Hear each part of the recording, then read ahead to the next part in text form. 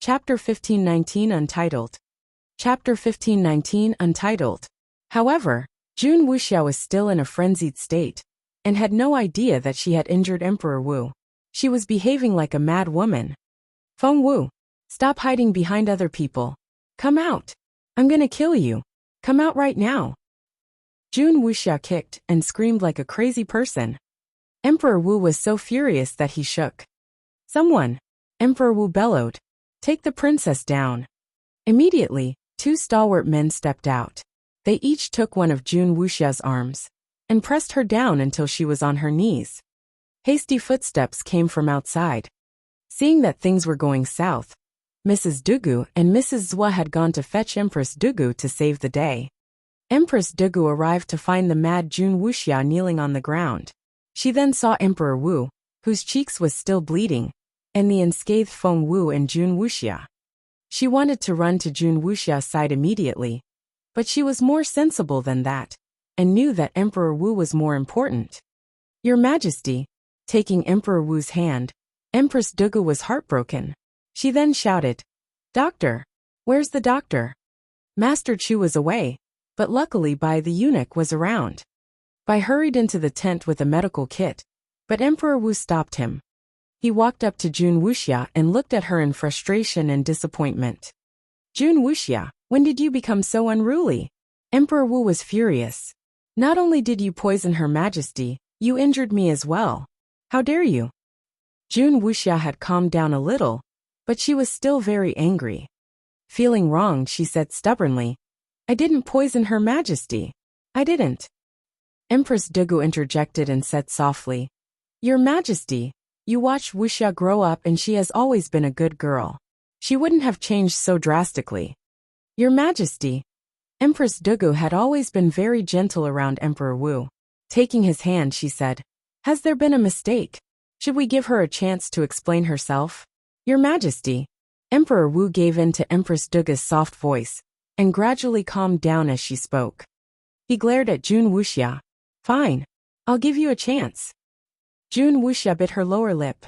Feng Wu gave me the roast fish and she put the poison in it. She's the real culprit. I'm not lying. Wait. I wasn't alone. My fifth sister was with me. Feng Wu gave her a roast fish too. Immediately, everyone gave Feng Wu strange looks. Empress Dugu stared at Feng Wu in a provoking manner. Emperor Wu narrowed his eyes and glared at Feng Wu like a viper. If Feng Wu really was the culprit, recalling how harmless she appeared, Emperor Wu felt like tearing her to pieces. Bring the fifth princess here. Emperor Wu kept his gaze on Feng Wu, his eyes glinting coldly. Mrs. Dugu and Mrs. Zhua exchanged excited looks. They were convinced that Feng Wu had cooked the fish, because that was what Jun Wuxia told them. Emperor Wu stared at Jun Wuxia. If Feng Wu gave you the roast fish, why did you insist earlier that you cook? Chapter 1520, Innocence 1. Chapter 1520, Innocence 1. Biting her lower lip, Jun Wuxia said in a pitiful voice, I didn't know that the fish had been tampered with, and I was trying to give it to Her Majesty to please her. I thought Her Majesty would like me if she thought I cooked it, but I didn't know Feng Wu could be so malicious. Jun Wuxia stared at Feng Wu with hatred in her eyes. She was determined to destroy Feng Wu today. Jun Wuxia, Empress Dugu, Mrs. Dugu, and Mrs. Zhua had formed an alliance to fight Feng Wu. Any other young woman would have surrendered by now, but Feng Wu wasn't just any young woman. She didn't panic, nor did she look shaken. The fifth princess is here. The fifth princess had always been a timid girl. When she saw a big crowd inside, she immediately paled. Father! She dropped to her knees, lowered her head and looked terrified. Emperor Wu had never liked this timid daughter, so he felt very impatient as soon as he saw her. But he still controlled his temper, and stared at the fifth princess with cold eyes. Jun Wuxia told her sister loudly, Sister, tell father that we didn't roast the fish ourselves, did we? Despite her timid appearance, in fact, no one knew that the fifth princess wasn't what she appeared to be. 1,000 ideas flashed through her mind. She wasn't stupid. Of course she knew that Jun Wuxia was the one who made her fall down. But, looking from Jun Wuxia to Empress Dugu, She had to admit that she still couldn't afford to offend her older sister now. After weighing the pros and cons, the fifth princess remained as timid as ever and said gingerly, "Father, my sister and I really didn't cook the fish ourselves. Miss Fengwu gave them to us." Wow! Immediately, all eyes were on Fengwu again. But the way they looked at her had changed. If that was the truth, Jun Wuxia had lied to the Empress Dowager at most, but Fengwu. Forget Fengwu, the entire Feng clan would go down with her. "Father," the fifth princess added, "I dropped my fish, and it got dirty but it's still there. I can go fetch it and show it to you." She looked up and gave Fengwu an apologetic glance when she said that. She felt sorry that she still had to take Jun Wuxia's side for now. Hearing that the fifth princess had evidence, Empress Dugu was elated. She said excitedly, "Your Majesty, can I go get it?" Emperor Wu waved his hand at the chief steward. "You go. Be quick about it." The chief steward nodded and quickly left. He came back with the roast fish soon afterward. It was indeed covered in dirt, but it was still intact. What was left of Jun Wuxia's fish was brought in as well. Immediately, all eyes were on Fengwu, and everyone wondered what further explanation she could give now. Gritting his teeth, Feng Sun wanted to step out. But Fengwu grabbed his sleeve and shook her head at him. Feng Sun said, "But..." Fengwu said, "Don't worry. I have a plan." Feng Sun said, "Are you sure?" Fengwu nodded. "But you need to do something for me." She then whispered something in Feng Sun's ear. Chapter 1521, Innocence 2. Chapter 1521, Innocence 2. Feng Sun asked, "Will that be enough?" Fengwu said, "Yes, that'll do. Go now. And don't let other people notice you." Feng Sun said, "All right." Feng Sun slipped away when all eyes were on Fengwu, without bringing any attention to himself. Meanwhile, Emperor Wu was questioning Fengwu. Were they telling the truth? Fengwu walked up to Emperor Wu and knelt down. "Your Majesty, I didn't do it." Emperor Wu looked calmly at Fengwu. Fengwu was equally calm. She pointed at the 2 roast fish on the table and said quietly, "Your Majesty, I swear to God that I didn't roast these 2 fish. If I lie about any of this, may God take all my cultivation ability." That was a rather impressive declaration. Mrs. Zhu's eyes flickered. "Fengwu, aren't you afraid that your oath will come true?" Fengwu said calmly, "I'm not." Mrs. Zhu said, "Admit what you've done now." Fengwu still said calmly, "I'll never admit to things I haven't done, nor can anyone force me to." Mrs. Zhu was furious. "You've done a terrible thing, but you're denying it." Fengwu asked, "Where's your proof?" Mrs. Zhu said, "The princesses are witnesses, and the 2 fish are the evidence. There's your proof. How dare you deny it?" Fengwu smiled at Mrs. Zhu. "If that proof is solid, His Majesty would have punished me already, and not just questioned me." Mrs. Zhu said, "You." Fengwu turned to look at Emperor Wu, who was staring at her with a livid face and brooding eyes. And he wasn't the only one who looked like that. Many people there doubted Fengwu. The 2 princesses both said the same thing, and Fengwu was indeed the only one who had been roasting moonfish. Fengwu was still smiling. "Your Majesty, I can prove my innocence." Prove her innocence? Everyone looked at her curiously and wondered how she was going to do it. Emperor Wu's eyes flickered as well. "Prove your innocence? How? What are you going to prove?"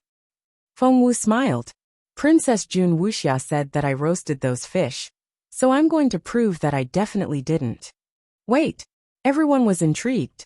Was that doable? How is she going to do that? Does she have some sort of visual record of herself roasting her fish? If not, how can she prove it? Everyone was confused. Even Emperor Wu gave Fengwu a strange look. "How are you going to do that?" Fengwu smiled mildly. "With my capability, of course." She then raised her right hand and snapped her fingers. At that moment, the door curtain was lifted, and Feng Sun walked in. He was holding something in his hands. "Those are..." Everyone was surprised to see the things in his hands. "It's the grill and the moonfish." Fengwu looked at Emperor Wu. "Your Majesty, please allow me to prove my innocence." Emperor Wu couldn't believe his ears. So, you're going to prove your innocence by roasting fish. Everyone else found that idea idiotic as well. Feng Wu nodded calmly. That's right. Jun Wuxia almost burst out laughing. What an idiot. Chapter 1522, Innocence 3. Chapter 1522, Innocence 3. How different could the fish taste? Would she actually be able to make it into something else? Emperor Wu thought the same. Staring at Feng Wu, he asked, Are you sure you'll be able to prove your innocence this way? Feng Wu nodded solemnly. Definitely. However, no one believed her. Therefore, many people shook their heads, including Emperor Wu. People like Empress Dugu and Mrs. Zhua even gloated at Feng Wu's predicament. Mrs. Zhua murmured, I was wondering how she was going to do it. What an idiotic way. How different could one roast fish be from another? Moreover, the standard would be very subjective. However, Feng Wu ignored all the looks they gave her, and even looked up at Emperor Wu. She asked, Your Majesty, should I do it here or take it outside? Emperor Wu only stared at Feng Wu, as if he was looking at a dead person. Jun Linyuan spoke at that moment. Right here. That was all he said, but his tone was very domineering. Emperor Wu stared at Jun Linyuan, and there was no warmth in his eyes. Jun Linyuan wasn't affected at all. He didn't even look at Emperor Wu. Emperor Wu was frustrated. Feng Wu didn't want to go out either, because it would complicate the explanation. Hence, she set up the grill and put the seasoned fish on top. At first, everyone frowned. Feng Wu was so bold. How could she possibly dare to roast fish in front of His Majesty? Emperor Wu frowned as well, because he felt offended.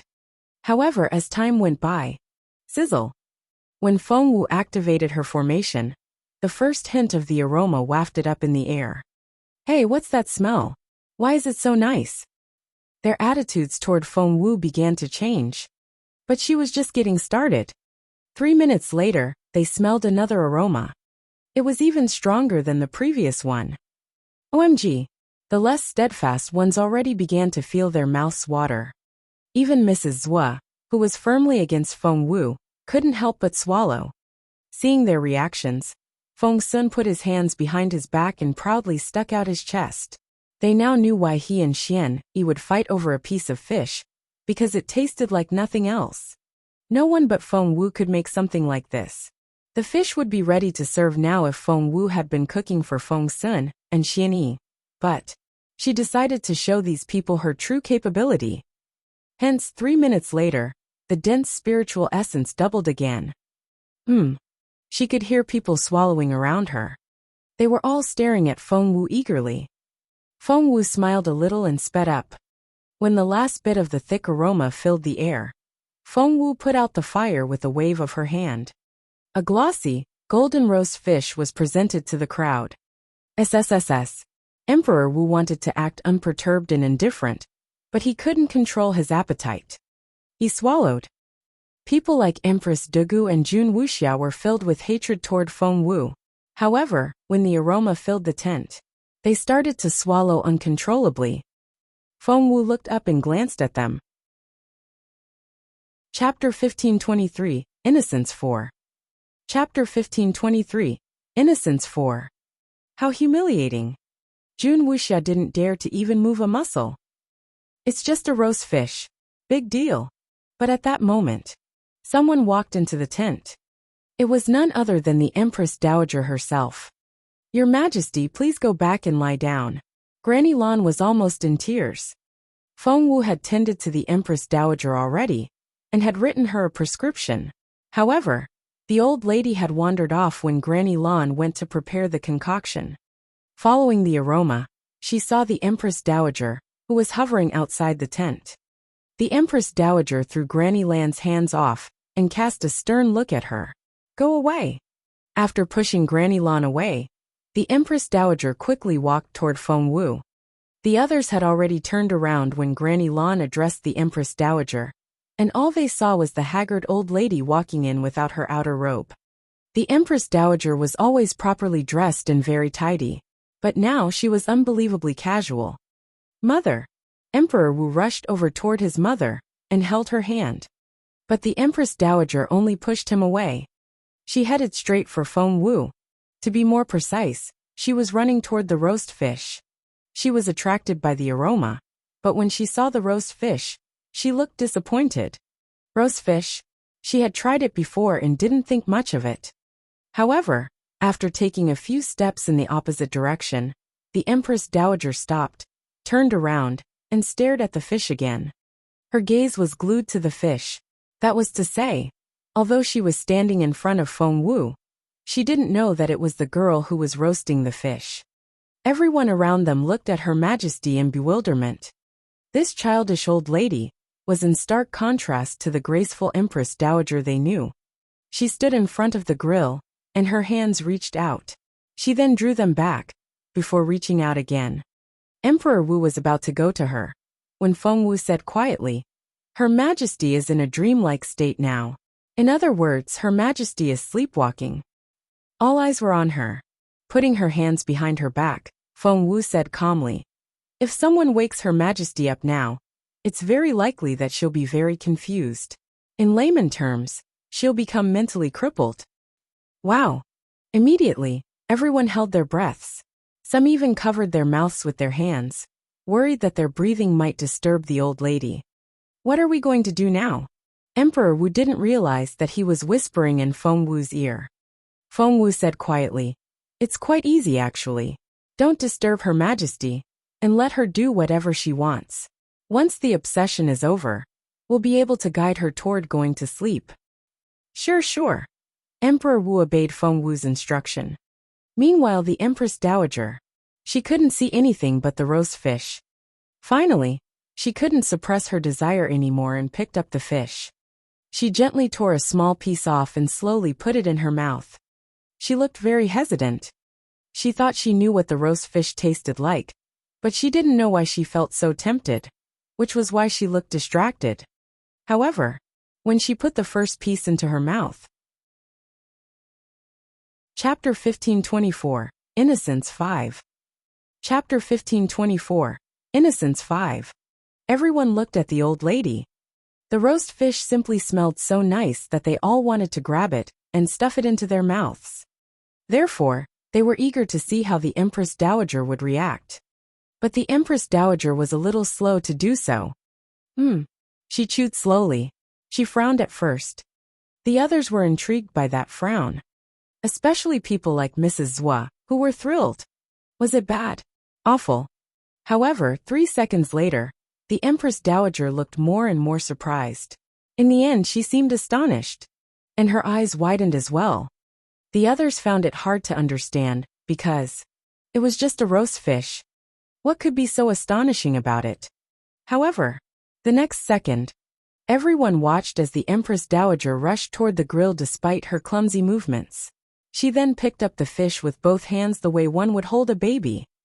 Wow! She then took a very large bite. Right after that, everyone watched as the supposedly graceful Empress Dowager gnawed on the fish like a crazy person. She reminded the others of a zombie biting a human being. She was so excited that she looked completely crazy. Mother! Emperor Wu couldn't bring himself to watch anymore. But before he could walk up to his mother, Feng Wu gave him an indifferent glance. He immediately stopped. Is Her Majesty really going to be alright like this? Emperor Wu asked anxiously. Feng Wu waved grumpily. She's just a bit ravenous, that's all. Plus, moonfish doesn't have many bones. What can possibly go wrong? Seeing the way the Empress Dowager wolfed down the fish, Jun Wuxia had a bad feeling. That didn't seem right. Didn't the Empress Dowager find the roast fish awful before? Why was she? Could it be possible that there was something different with Feng Wu's roast fish? Feng Wu, what did you put in it? Why is Her Majesty like this? Empress Dugu couldn't take it anymore and asked in a harsh tone. Feng Wu glanced at her and said indifferently, "Nothing really. I just added some mustard grass." Empress Dugu asked, "What's mustard grass? What does it do?" Feng Wu said, "Not much, but it can relieve Her Majesty's itching." Empress Dugu said, "You." Feng Wu smiled mildly and told Feng Sun, "I roasted 2 fish just then. Since Her Majesty won't let go of hers, just cut up the other one, and let everyone try it." Sure. The proud young Lord Feng always listened to Feng Wu. Feng Wu decided to let the others see what the fish was like for themselves. However, Mrs. Zhuo waved her hands. I'm not eating that thing. I won't. Feng Sun's face darkened a little. Fine. No one was forcing her. Mrs. Dugu waved her hands as well. No. I'm not eating it. Feng Sun was rendered speechless. But it wasn't the case with the others. No one was strong enough to resist the tempting aroma, and they all took a piece. Take Master Bai the physician for example. He only planned to take a small bite, but he couldn't stop after the first bite. He kept stuffing more fish into his mouth. Chapter 1525, Innocence 6. Chapter 1525, Innocence 6. It was simply so delicious. He had never tried anything so wonderful before. Master Bai wasn't the only one. Other people reacted the same way. Mrs. Dugu and Mrs. Zhuo looked at one another, and both seemed surprised. What was wrong with these people? Why did they look like they had just taken opium and lost their minds? Feng Sun gave everyone Feng Wu's fish first before giving them the fish, which the fifth princess had brought in. Oh God! What the hell is that? After tasting Feng Wu's roast fish, they couldn't stand something that was so subpar. It wasn't just worse. It was a polar opposite to what Feng Wu made. How can they possibly have been made by the same person? They definitely didn't come from the same cook. Feng Wu is such an amazing cook. How can this horrible fish be her work? Hearing the comments, Feng Wu knew that she had almost succeeded. She turned to Emperor Wu and asked confidently, Your Majesty, have you tasted the difference? She had already removed the tickling powder from the fifth princess's fish, and she was determined to show other people the difference. Emperor Wu felt very conflicted. He wasn't an idiot, so of course he could taste the difference. Because of that, he couldn't help Jun Wuxia even if he wanted to. Emperor Wu stared at Jun Wuxia with a stern look on his face, and wouldn't say a word. But everyone could tell that a storm was coming. What else do you have to say for yourself now? Emperor Wu stared at Jun Wuxia, looking very intimidating. Jun Wuxia had also tasted the fish roasted by Feng Wu, so she knew how different the two were. Father, it wasn't me. I really didn't roast the fish. I didn't. Emperor Wu snorted. If you didn't, who did? I have no idea. You don't. Didn't you just say that Feng Wu was the one who roasted the fish, but now you're saying that you don't know? Emperor Wu pressed on. With everything that had happened, Jun Wuxia no longer dared to blame Feng Wu. After all, Feng Wu had just proven her innocence with her own talent. I thought it was Feng Wu before who roasted it, but it turns out that she's not the culprit. So it has to be someone else. Jun Wuxia's voice trailed off. She hadn't mentioned Feng Sun's name so far, because she knew that if she gave Feng Sun up, nothing could ever happen between the two of them after this. Feng Sun would never forgive her. You're full of lies. A princess like you is a humiliation to the Junwu Empire. Take her down. I'm going to remove her title and make her a commoner. Your Majesty. Your Majesty. Father. Jun Wuxia finally panicked. She rushed up to Emperor Wu, wrapped her arms around his thigh, and burst into tears. Father, please don't. I remember now. It was Feng Sun. Feng Sun gave us those fish. Jun Wuxia finally made the choice between her title and her love. Immediately, everyone gave Feng Sun strange looks. They didn't expect him to be implicated. But Feng Sun was very calm. Emperor Wu stared at Jun Wuxia. Are you telling the truth? Chapter 1526 Untitled. Chapter 1526 Untitled. Jun Wuxia said, It's true. I'm telling the truth. I swear it. Father, you can ask my sister if you don't believe me. Emperor Wu stared at the fifth princess. The younger princess was thrilled when she heard that Jun Wuxia was going to lose her title and become a commoner. However, she wasn't happy for too long before she realized something. With Empress Dugu and Emperor Wu's favor, Jun Wuxia would never become a commoner. Therefore, the fifth princess still had to play the good girl and take Jun Wuxia's side. Therefore, Father, young Lord Feng did give us the fish, but Feng Wu was roasting some fish herself, so we just thought that she had cooked those as well. I didn't realize that we misunderstood." She then bowed at Feng Wu and said gently, "It was all our fault that Miss Feng Wu was falsely accused. Please accept our apology." Feng Wu only glanced at her. Everyone only thought of Jun Wuyu, the fifth princess, as this timid girl, and underestimated her. However, Feng Wu smiled a little. Not only was Jun Wuyu very observant, she could also adjust her strategy accordingly. She could adapt to the situation, and was a great actress as well. With someone like this around her, Jun Wuxia would have a very hard time in the future. Feng Wu decided that she would leave the enemy to deal with Jun Wuxia and wouldn't meddle. "My princess, you flatter me. Don't worry about it." Feng Wu smiled. Emperor Wu stared at Jun Wuxia. "Come over here and apologize to Feng Wu." Apologize to Feng Wu. Jun Wuxia's rebellious side instantly flared up. However, Empress Dugu kept giving her warning glances. With the current situation, if she still wouldn't let go of her pride, Emperor Wu would dislike her even more. But for Jun Wuxia, apologizing to Feng Wu was worse than death. Feng Sun did give us the fish, but who gave it to him? Was it really not Feng Wu? Clenching her fists, Jun Wuxia asked another question. "Are you an idiot?" Jun Wuyu thought, wanting to smack her sister on the head. Feng Wu had proven her innocence to everyone with her absolute talent. There was no question of it. Why would Jun Wuxia still try to blame it on Feng Wu? Was she really an idiot now? Emperor Wu stared at Feng Sun. "I'm going to give you a chance to explain yourself." Jun Linyuan was just about the only one who didn't feel intimidated by Emperor Wu's authority. Feng Sun was no exception. However, he bowed to the emperor and said calmly, "Your Majesty, I ran across those fish and picked them up off the ground." Emperor Wu asked, "You picked them up?" Everyone gave Feng Sun and Jun Wuxia strange looks.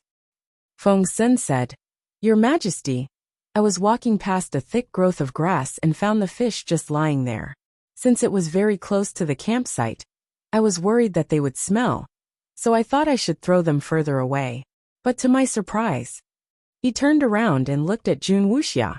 "The princess held my arm and begged me to give them to her, saying that she wanted to eat them." Jun Wuxia was astonished. Feng Sun looked distressed. "Since the fish had been on the ground, how could I give it to the princess? Naturally, I said no. But the princess wouldn't let go of my arm. She begged and even cried." Feng Sun heaved a long sigh. "I really had no other choice, because the princess was just... I couldn't turn her down." The crowd now looked at Jun Wuxia strangely. Chapter 1527, Cry Out 1. Chapter 1527, Cry Out 1. Everyone had heard about Jun Wuxia's crush on Feng Sun.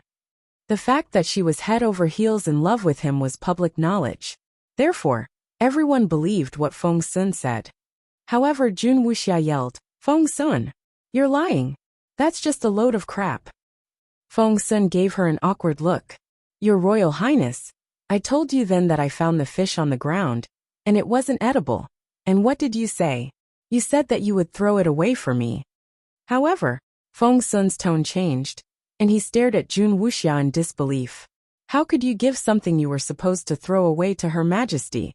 That was a very serious accusation. It suggested that Jun Wuxia was deliberately trying to harm the Empress Dowager.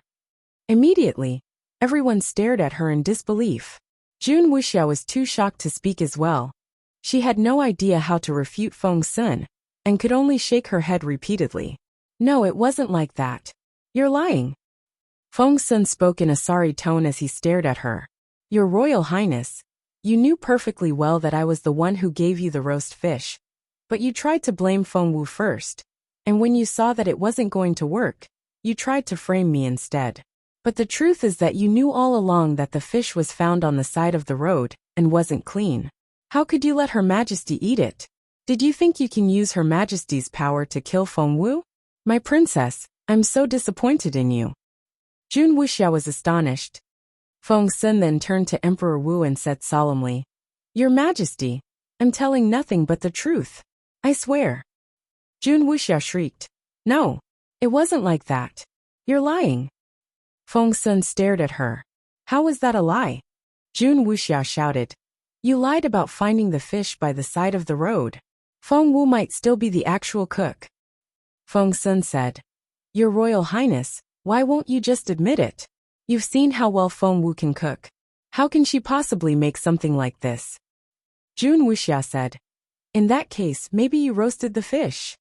Now that her interests were concerned, she didn't care about Feng Sun anymore. Feng Sun stared at her in disbelief. I roasted the fish. With someone like Feng Wu around, why would I do such a thing? Are you even listening to yourself?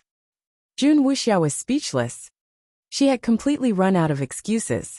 Nothing she said seemed to work, and her words only incriminated her further. Staring at Jun Wuxia, Emperor Wu was furious. How could he have such a stupid daughter? Jun Wuxia was still yelling. How good can Feng Wu's roast fish be? It's nothing out of the ordinary. The others all gave her strange looks. Nothing out of the ordinary. It just so happened that. Oh no! Feng Sun suddenly cried out in surprise. Everyone turned to look at him. Sorry, Your Majesty. As soon as Feng Sun sat down, the others heard a faint buzzing sound. That was. They all stared at Feng Sun in disbelief. He was about to make a breakthrough. Emperor Wu was surprised as well. What a coincidence. Chapter 1528 Cry Out 2. Chapter 1528 Cry Out 2. It's because of the roast fish, Xianyi explained. The fish contains a special kind of spiritual essence that can trigger breakthroughs. Mrs. Wu snorted. Young Lord Sun, I see that you're on Feng Wu's side. That's just preposterous. You're trying to give all the credit to Feng Wu. She wasn't the only one who wouldn't believe it. No one in the tent would. They all admitted that Feng Wu was a great cook, but there was no way that some delicious food could lead to a breakthrough. That's just outrageous. I can't believe that young Lord Xian would tell a lie like that. It seems that he and Feng Wu are very close. What he said is impossible. A breakthrough? Don't make me laugh. Jun Wuxia almost burst out laughing. Xianyi might think he's doing Feng Wu a favor, but he isn't helping her at all. This is going to seriously undermine my father's impression of Feng Wu, she thought. As expected, when she stole a glance at Emperor Wu, she saw that his eyes were as black as bottomless pools. Jun Wuxia and Empress Dugu looked at each other, and both saw satisfaction in each other's eyes. But, before they realized it, something flickered in Xianyi's eyes. Lifting the lower hem of his robe, he sat down on the ground after apologizing to Emperor Wu. It was exactly the same as what Feng Sun had done. Everyone stared at Xianyi in bewilderment. What was he doing? I ate too much fish. Please give me a moment. Xianyi closed his eyes after that. Rumble. A few seconds later, everyone heard the sound of a breakthrough. They couldn't believe their ears. He ate too much and needed a moment. So he was speeding up his digestion by having a breakthrough? That was unbelievable. However, it was the truth. After Feng Sun, Xianyi made a breakthrough as well.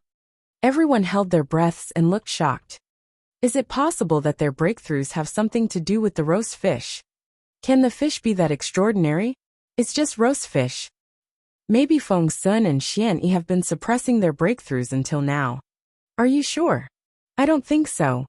Then how do you explain the fact that they're the only ones who have made breakthroughs? I'll believe it if someone else who has eaten the fish makes a breakthrough now. That's right. Feng Sun and Xianyi just aren't convincing enough. They were still hesitating when, all of a sudden, wait a minute. Someone in the crowd cried out. They all turned to look. It was none other than Master Bai, the physician himself. Pressing a hand to his dantian, Master Bai stared at Feng Wu in disbelief. Feng Sun and Xianyi were sitting side by side. Just then, Master Bai quickly walked up to them and sat down next to Xianyi. He then apologized to Emperor Wu. Your Majesty, sorry about this. As soon as he said that, a buzzing sound filled the air. The rest of the crowd was astonished.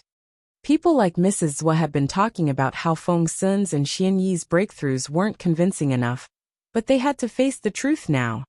Oh God! Master Bai is making a breakthrough. Oh my God! I can't believe this. That's so frightening. Feng Wu's food can help with our cultivation.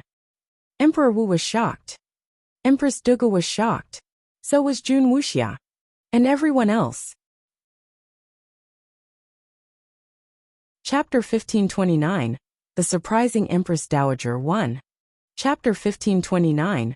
The Surprising Empress Dowager 1. How could they not be surprised? After what happened to Master Bai, everyone turned to look at Feng Wu. That was crazy. Something Feng Wu had casually cooked could help people with their breakthroughs. What did that mean? Emperor Wu stared at Feng Wu in disbelief, a lot of thoughts already running through his head. You, he took a deep breath. He really needed some time to calm down. Because it was such a big deal. No way. It has to be a coincidence. It has to be. Jun Wuxia shook her head resolutely. Feng Wu must have paid Master Bai off. That has to be it. Everyone found her words idiotic. How dumb could she be? Feng Wu was already sincere enough, trying to prove herself over and over again, until she was practically shoving the evidence in Jun Wuxia's face. But Jun Wuxia acted like a fool and kept shaking her head, saying that she wouldn't believe it. Even Empress Dugu couldn't stand it anymore. She grabbed her daughter's hand and shook her head at her, warning her to keep her voice down. Where there is life, there is hope. Don't bluster so much. Be quiet. Empress Dugu warned Jun Wuxia in a low voice. But Jun Wuxia was so agitated now that she couldn't think straight anymore. All she knew was her hatred toward Feng Wu, and she wouldn't listen to anyone else. It's fake. They're faking it. It's just a show they're putting on. Looking around, Jun Wuxia suddenly rested her hands on her waist and guffawed.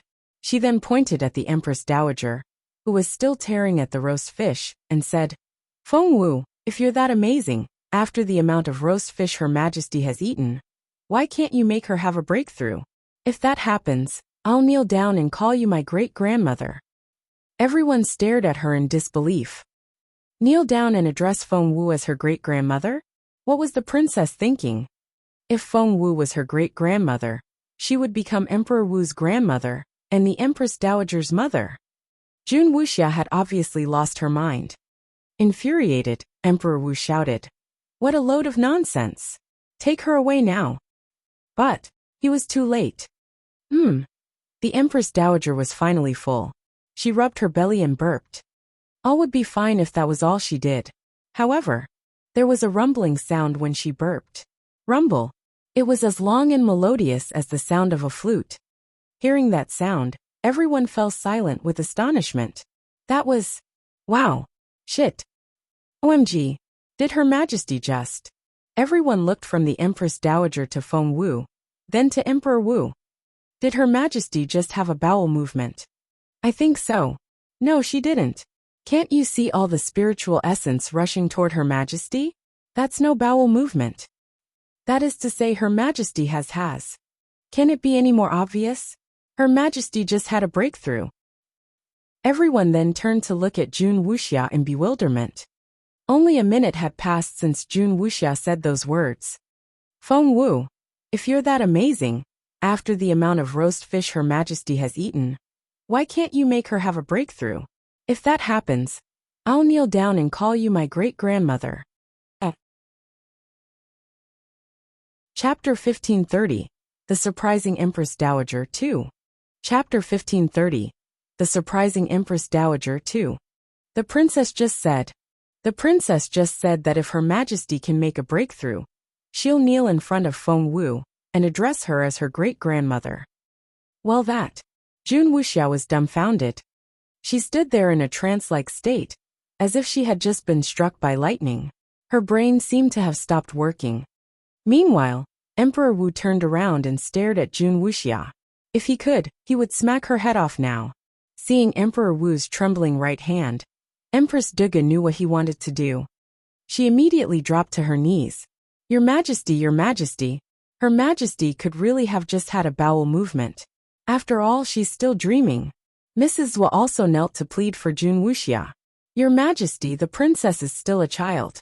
Please don't mind what she said. Mrs. Dugu shoved Feng Wu and warned her in a low voice.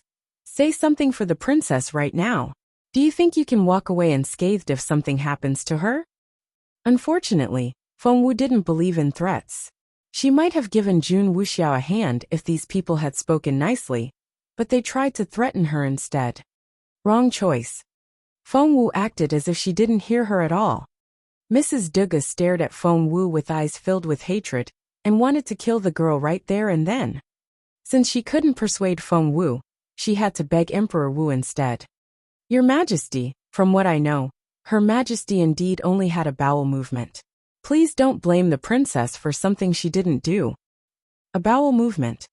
Those around them stared at the people of the Dugu family in amazement. If they had to lie, at least put more effort into it. They were lying through their teeth. That wasn't a bowel movement at all. A bowel movement? Do you take me for a fool? Emperor Wu pushed Empress Dugu away. Yes, it was. Her Majesty just had a bowel movement.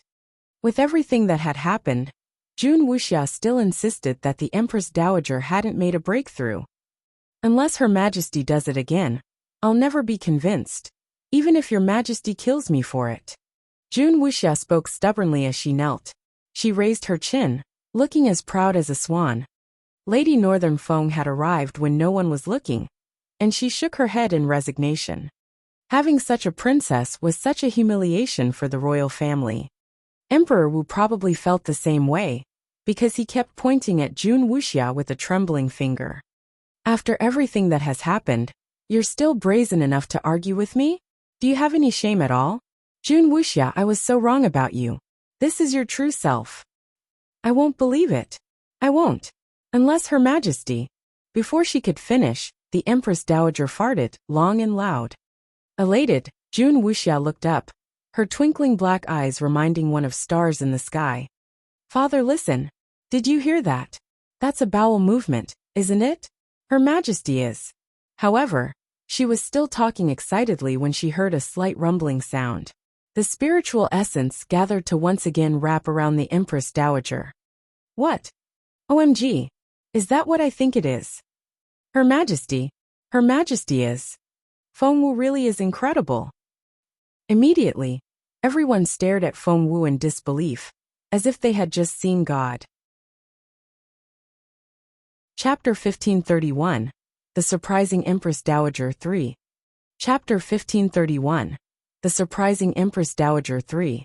If they could, they too wanted to kneel and call her their great-grandmother. Feng Wu was quite baffled herself.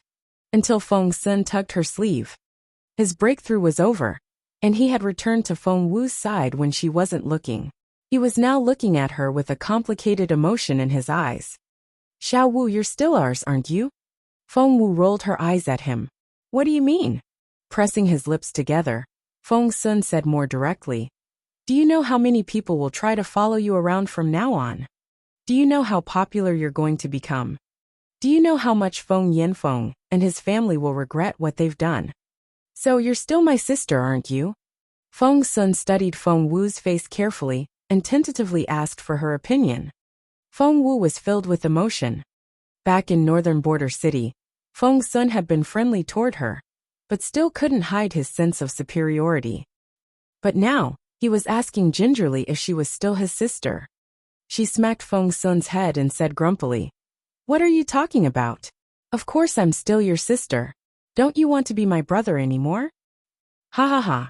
Feng Sun laughed in excitement. Little Feng Wu is my sister. My sister is little Feng Wu. Ha ha ha. Feng Wu rolled her eyes at him, and found him such a fool. However, those around them all gave Feng Sun envious looks. So that's why young Lord Feng has been making such rapid progress these days. That's right. Young Lord Feng isn't the only one. There's young Lord Xian as well. I bet they can enjoy Feng Wu's cooking all the time. Gosh, I envy them so much. The other people didn't hide their envious tones. At the same time, Mrs. Zhua had never regretted a decision so much. She was stuck at a bottleneck herself. If she had accepted a piece of the roast fish, she might have made a breakthrough as well. Mrs. Duga felt the same way. Meanwhile, Emperor Wu was also staring at Feng Wu with a strange look in his eyes. He looked from Feng Wu to Jun Linyuan. He finally understood why Jun Linyuan kept Feng Wu around him. Despite his reluctance, he had no choice but to admit it. He patted Jun Linyuan on the shoulder. That was very thoughtful and prudent of you. I have to admit now that you're better at reading people than I am. Jun Linyuan only gave him an indifferent glance with his brooding eyes without saying a word. If there's nothing else, you can all leave now. Putting his hands behind his back, Emperor Wu looked around the room. The emperor had spoken, so of course no one dared to linger. Jun Wuxia was the first to move. She had to stay here, and she probably wouldn't be a princess anymore. However, Emperor Wu snorted. Jun Wuxia, stop right there. Feng Wu and Jun Linyuan can stay. The rest of you can go now. Emperor Wu had made it very clear that Empress Dugu had no excuse to stay behind. She looked at Jun Wuxia with concern before she shot a wary glance at Feng Wu. Jun Wuxia was cornered even when the Empress was around. With her gone, the Empress wondered what her poor daughter would have to face. Chapter 1532 Untitled. Chapter 1532 Untitled. Your Majesty, Empress Dugu had just started to speak, when Emperor Wu shook his head at her. My Empress, please leave. With his dark face, he looked severe and authoritative. Empress Dugu knew Emperor Wu too well. Seeing that he was genuinely angry, she didn't dare say another word and backed down. Everyone else stayed away for fear of getting into trouble, but people like Empress Dugu and Mrs. Zhuo remained outside the tent and paced back and forth. Back in the tent, Emperor Wu stared at Jun Wuxia, and his brooding eyes reminded her of an eagle. Intimidated, Jun Wuxia stumbled back involuntarily. You're a princess of the empire, but your behavior is odious. Emperor Wu looked from Jun Wuxia to Feng Wu, and he felt even more infuriated. He couldn't understand why he had such a foolish daughter. How unfair. Pursing her lips, Jun Wuxia wanted to say something, but she couldn't utter a word. Her eyes were filled with hatred when she glanced at Feng Wu out of the corner of her eye. How dare you hold a grudge against Feng Wu? Emperor Wu felt as if flames were burning in his chest, threatening to destroy everything. Your mother begged me to forgive you, but you're just so stubborn and won't admit your mistake. Jun Wuxia, how dare you? Emperor Wu pointed at Jun Wuxia and said, Your title. Father. Jun Wuxia was finally scared. Because she saw the ruthless look in Emperor Wu's eyes, and finally realized that if she continued with her willful behavior, she really would be stripped of her title. Father. Jun Wuxia scrambled toward Emperor Wu on her knees and wrapped her arms around his thigh. Father, it's all my fault. I'm just an ignorant girl, so please forgive me. I'm really sorry. Father. After all, they were father and daughter, and the bond was impossible to break. When Jun Wuxia acted tough and stubborn, Emperor Wu was so furious that he became very intimidating. Now that Jun Wuxia's attitude had softened, Emperor Wu relented as well when he saw the pitiful way she cried and pleaded with him. However, despite his feelings, Emperor Wu still kept his face straight, and he stared at Jun Wuxia. What good will just begging me do? Emperor Wu glanced in Feng Wu's direction. In a critical moment like this, Jun Wuxia suddenly became a lot smarter. She knew what her father meant. He was telling her to apologize to Feng Wu. But deep down, Jun Wuxia was very reluctant.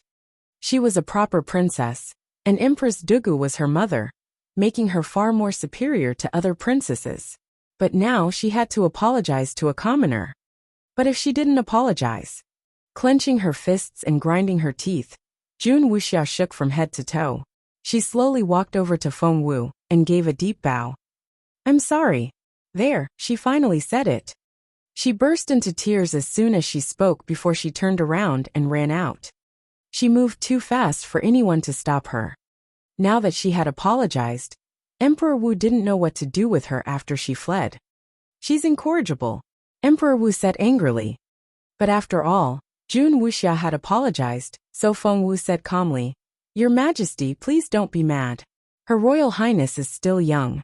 I'm sure she'll become more considerate when she's older. Those words wouldn't sound too odd if it hadn't been Feng Wu who said them, since she was younger than Jun Wuxia. Chapter 1533, Untitled. Chapter 1533, Untitled. Thus, Emperor Wu took a deep breath when he looked at Feng Wu, but didn't comment on what she had just said. In the end, he waved at her and said, "You should go and examine Her Majesty now." Feng Wu nodded. By then, Granny Lan had already taken the Empress Dowager back to bed. Compared with her pale complexion before, the Empress Dowager now looked amazing. Resting her hands on her abdomen, the Empress Dowager smiled a little and looked happy even in sleep. With her rosy cheeks, she looked a lot better than most people. Even if Emperor Wu wasn't a medicine refiner, he could still tell from the Empress Dowager's complexion that she was doing very well. Feng Wu checked the Empress Dowager's pulse and nodded at Emperor Wu. Her Majesty is fine now. After the 2 breakthroughs, Her Majesty is as strong as a bull and better than most people. Ahem. Emperor Wu coughed into his fist in embarrassment and asked, "Is Her Majesty really doing so well?" Feng Wu nodded and said, "It's true.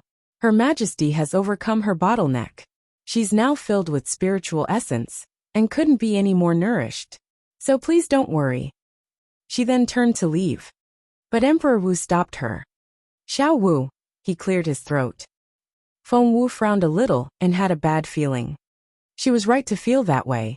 Before Emperor Wu could say anything, Jun Linyuan took her hand and led her toward the door. Emperor Wu's face darkened. Frowning, he said, "Xiao Wu, do you want to work for the Empire?" His tone was very calm, but the meaning behind the question was more than a lot of people would be able to handle. Jun Linyuan was still leading Feng Wu away without looking back. But Emperor Wu gave a silent order. Immediately, 4 secret guards dressed in black came out of nowhere and blocked Jun Linyuan's way. The Crown Prince's face turned livid. Seeing that Jun Linyuan was ready to fight, Feng Wu involuntarily grabbed his hand. She then shook her head at him. Jun Linyuan would never let anyone stop him, but Feng Wu was probably the only exception.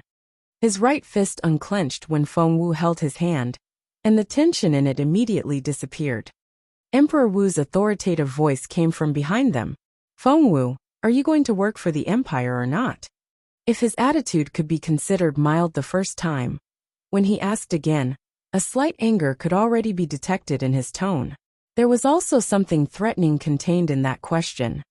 Feng Wu still held Emperor Wu in awe and veneration. It wasn't just because he was a cautious emperor. More importantly, his capability was unfathomable.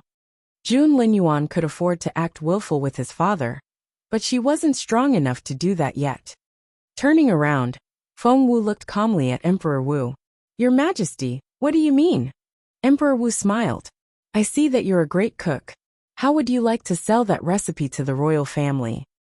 So they indeed wanted her recipe now. Feng Wu smiled a little and said, "Your Majesty, are you trying to purchase the recipe for the roast fish from me?" Emperor Wu narrowed his eyes. "From what I can see, even if we have your recipe, no one else will be able to make the fish like you do. Am I right?" Feng Wu only smiled. Emperor Wu grimaced inwardly. Jun Linyuan had picked a girl as difficult as himself. Chapter 1534 Untitled. Chapter 1534, Untitled. One unruly Jun Linyuan was enough for him. He couldn't take yet another person challenging his authority as the emperor. Emperor Wu said directly, "Starting from tomorrow, you'll be in charge of Her Majesty's and my meals." Feng Wu narrowed her eyes. "Your Majesty." Emperor Wu waved his hand. "I've made up my mind. Are you going to defy me now?" Emperor Wu's tone was so authoritative when he asked the question that the entire tent was filled with an oppressive energy. Feng Wu might have made rapid progress in her cultivation, but she still hadn't cultivated long enough to withstand Emperor Wu's power. When the emperor lost his temper, a lot of people could die. At Emperor Wu's rage, the ground within a 5 kilometers radius began to shake, along with the trees and flowers that grew on it. The anger was obviously directed at Feng Wu. Standing in front of Emperor Wu, Feng Wu was under an incredible amount of pressure. The energy coming off him felt like a mountain on her shoulders. Feng Wu immediately froze, and her head went blank. The excruciating pain made her tremble uncontrollably. She thought she was going to die. The next second, Someone stood in front of her and shielded her from all the pressure. Jun Linyuan. Although there was no wind, his robe still flapped in a non-existent breeze. Frost seemed to cover his dark, straight eyebrows, making him look unapproachable and terrifying. The power directed at Feng Wu fell upon Jun Linyuan instead. Emperor Wu frowned, and his eyes seemed to explode with flames. Jun Linyuan, he bellowed. Not only did the crown prince ignore his father, he even bounced the pressure back at Emperor Wu. If Emperor Wu had been weaker than Jun Linyuan, he would have been devoured by his own power. His eyes widened as he stared at Jun Linyuan in disbelief. You defiant son, how dare you? Of course Emperor Wu wasn't weaker than Jun Linyuan, and he wouldn't get hurt from his own power, but he was angry that his son actually tried to hurt him. To the boy, his father and emperor wasn't even as important as a teenage girl. However, no matter how furious Emperor Wu was, Jun Linyuan kept his silence as usual, and let the energy continuously charge at Emperor Wu. Fine. Fine. Emperor Wu was so angry that he almost lost his mind. With the stupid Jun Wuxia and the defiant Jun Linyuan, Emperor Wu was filled with rage. He struck out after those words. Whoosh! After a loud noise, Emperor Wu charged at Jun Linyuan. I'm going to teach you a lesson today. Emperor Wu was relentless. The moment he rushed toward Jun Linyuan, the teenager pushed Feng Wu to the side and said solemnly, Stay safe. Feng Wu nodded. You too. Jun Linyuan's eyes flickered, and he didn't look so indifferent anymore. Was she worried about him? The possibility filled him with joy. Emperor Wu's fist arrived at that moment. Seeing the smile on Jun Linyuan's face, Emperor Wu almost lost his mind. What an unruly son. How could he smile at a moment like this? Chapter 1535 The Strike 1. Chapter 1535 The Strike 1.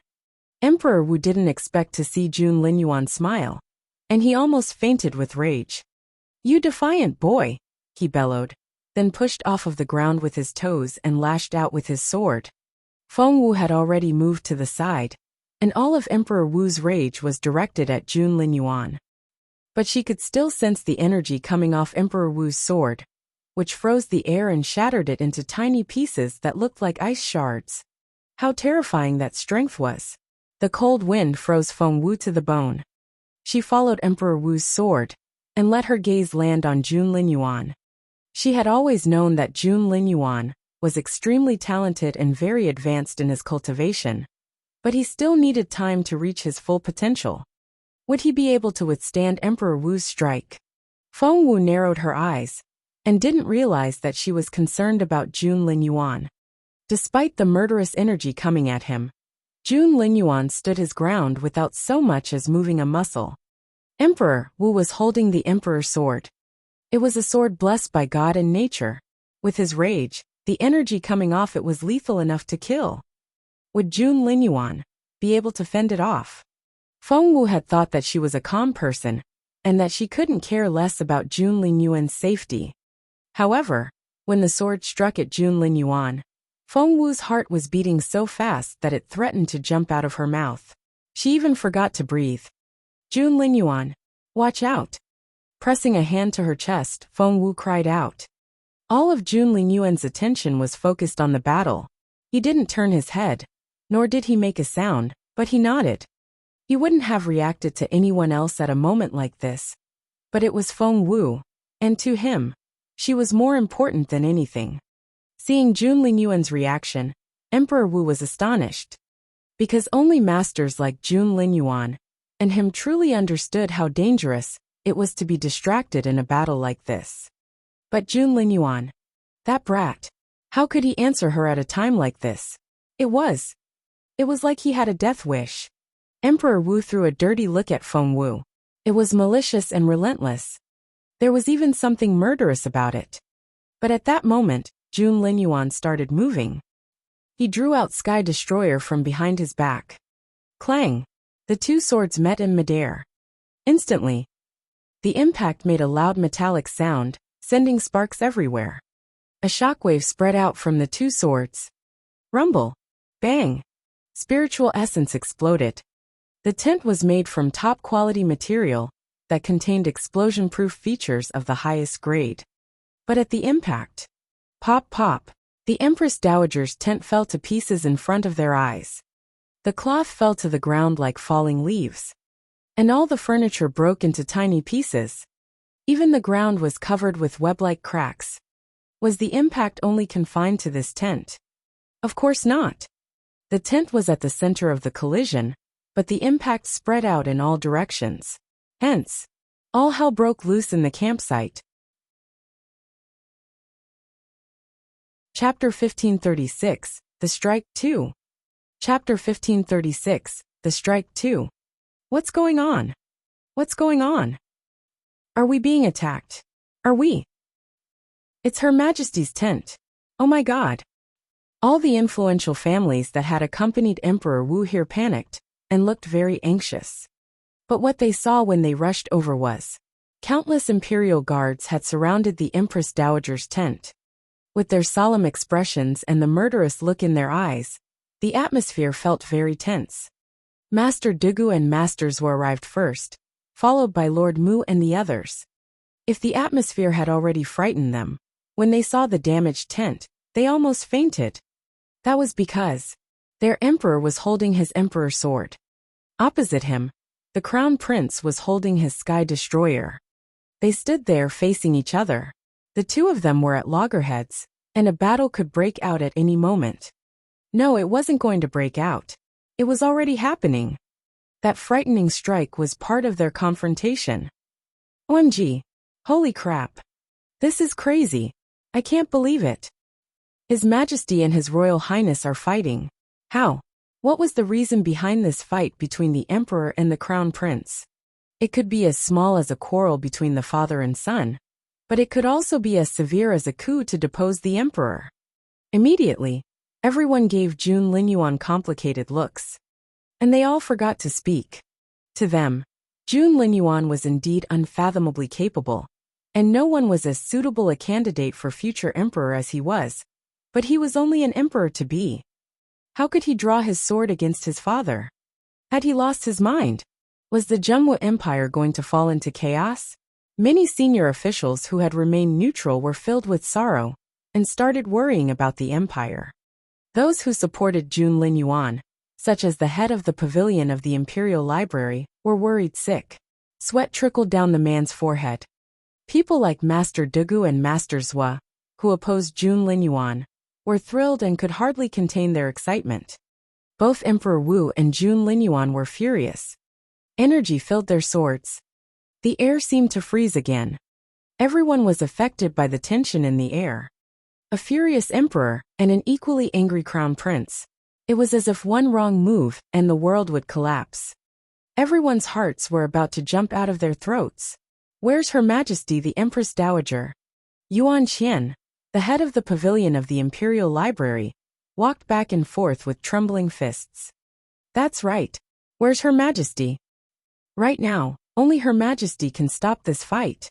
But Her Majesty is still unconscious. The chief steward was so anxious that he thought he was going to have a heart attack. As a steadfast supporter of Jun Linyuan, the chief steward was obviously on the crown prince's side. He of all people would like to see the Empress Dowager show up now to save the day. But the Empress Dowager had been so weak even before she made 2 breakthroughs because of Feng Wu's fish.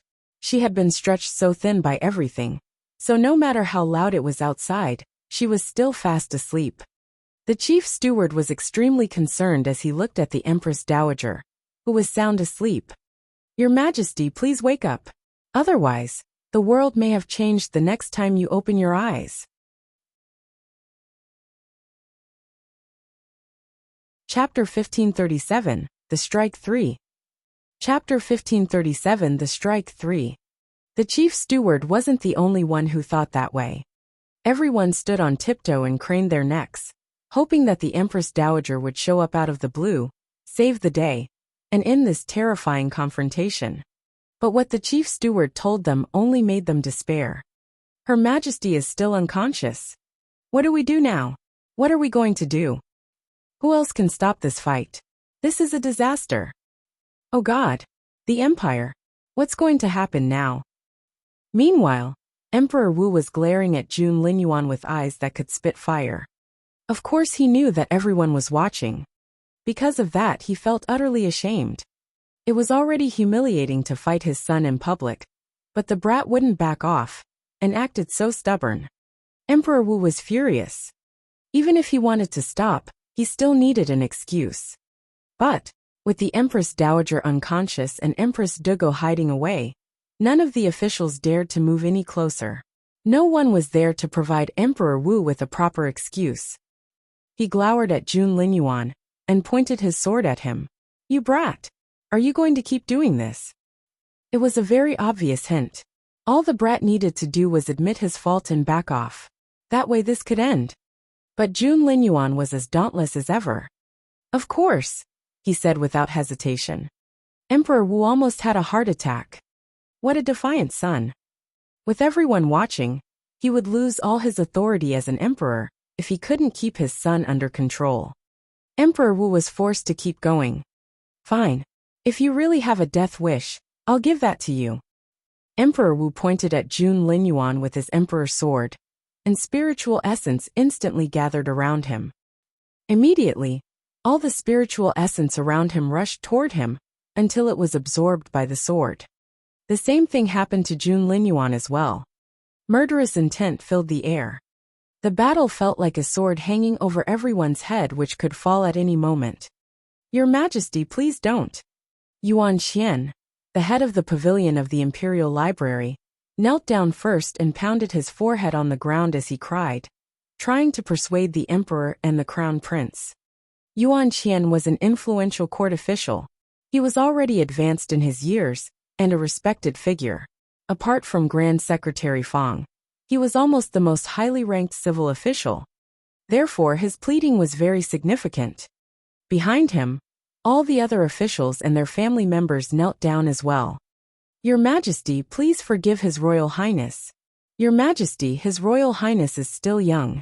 Your Majesty, you're much more magnanimous than this. Your Majesty." Everyone begged Emperor Wu to stop. Only then did Emperor Wu feel better. But before he could end the confrontation, something Master Dugu said made him flare up again. Master Dugu said, "Your Royal Highness, you're His Majesty's subject. How can you point your sword at the Emperor? Are you trying to take the throne by force?" Immediately, a hush fell over the crowd. It was so quiet that they could hear the sound of falling leaves. Everyone had been trying to look past that, and didn't dare bring it up. But Master Dugu had other plans. What a schemer. Emperor Wu felt a throbbing pain in his chest. This brat. Did he really want to usurp the throne? Chapter 1538, Center of Attention 1. Chapter 1538, Center of Attention 1. To an emperor, nothing was as important as the absolute power of his throne. "You brat! Is that what you're planning?" Emperor Wu was furious. There was endless rage and sorrow in his eyes. Yuan Qian and the others looked at Jun Linyuan in terror. "My dear Crown Prince, in a moment like this, please just back off. Say something nice, or there really is going to be a disaster." But Jun Linyuan was never the type to play nice. He snorted and said impatiently, "Do you want to fight or not?" That sentence almost gave Emperor Wu a heart attack. What a defiant son. The others were filled with despair when they heard what Jun Linyuan said, and were convinced that this empire was doomed. Fine. Fine. Emperor Wu was genuinely angry now. If he had considered making an excuse to stop this fight before, after Jun Linyuan challenged his authority over and over again, he was filled with rage. Die! Endless energy rushed out of the emperor's sword like a never-ending thunderclap. Dark clouds gathered in the sky overhead. Those kneeling on the ground felt that even their souls were trembling. Shit! They all had an ominous feeling. The emperor activated his killing stance. And Jun Linyuan activated his as well. The two men were fighting with their lives. Yuan Qian was worried sick. It was a duel now. Even if no one died in the end, they would still be severely injured. More importantly, this would damage their relationship. Feng Wu was equally shocked. It wouldn't be too bad if Emperor Wu ended up injuring Jun Linyuan. But if it was the other way round, and in front of all these people, she couldn't imagine what would happen then. Moreover, she was the cause of everything. Stop! When the two men were ready to strike, Feng Wu ran onto the battlefield and stood between them. Emperor Wu's strike was already headed for her. Everyone's eyes widened as they stared at Feng Wu in disbelief. To them, Feng Wu seemed to have just lost her mind. Oh God! This is crazy. Does she have a death wish? She's doomed. His Majesty's strike will crush her. How stupid is she? That's such a meaningless way to die. No, you don't understand. Feng Wu is doing that because she thinks she can stop this fight. Ha ha ha, Feng Wu? Stop this fight. How can she do that when a lot of influential officials weren't able to? How naive. That's right. And now, she's about to pay for her naivete. A short distance away, in a dark corner, a pair of glinting, malicious eyes stared at Feng Wu. Feng Wu, there I was thinking how awesome you are, but is that all you can do? How am I going to take my revenge when you're dead? That's okay. You may be dead, but there's still your family. Feng Xiaoqi, Duan Chaoga. So just die, and you'll soon be joined by those you wanted to protect. In the dark corner, Jun Wuxia smirked. Chapter 1539 Center of Attention 2. Chapter 1539 Center of Attention 2. Everyone in the crowd was convinced that Feng Wu was going to die. They looked at her the way one would look at a dead person. But it had never occurred to them that she could be so blessed. Frost seemed to cover Jun Lingyuan's handsome face. He had never looked so panicked before. Was the crown prince even capable of that feeling? Before the others had time to react, he had already dashed forward like a streak of lightning. He moved so fast that he left afterimages in the air. Rumble! Clang! The moment Jun Lingyuan caught Feng Wu by her thin waist to remove her from the spot, the emperor's sword pierced her heart. And the blade went through her before it pierced Jun Lingyuan's chest. Just like that, the sword went through both Feng Wu and Jun Lingyuan, pinning them together. OMG! The crowd almost fainted. They covered their mouths with both hands, and almost cried out in astonishment. Holy shit! Why, Your Majesty! His Royal Highness! SSSST, that was... No one expected that Jun Lingyuan would rush over to save Feng Wu at that critical moment. And even fewer people expected to see him injured. Because everyone was under the impression that Jun Lingyuan would never lose. He was supposed to be invincible and omnipotent, so how could anyone injure him? But had Jun Lingyuan and Feng Wu really been injured? Wait! Look! His Royal Highness seems to be disappearing. Someone cried out. Hearing that, the other people all realized something incredible. It was true. The crown prince who had been pierced by the emperor's sword seemed to be disappearing in midair. Not only him, but even Feng Wu faded away as well. The smile froze on Jun Wuxia's face. What's going on? Is Feng Wu not dead? She was flustered and had a bad feeling. Just then, someone cried out. Look! His Royal Highness is there.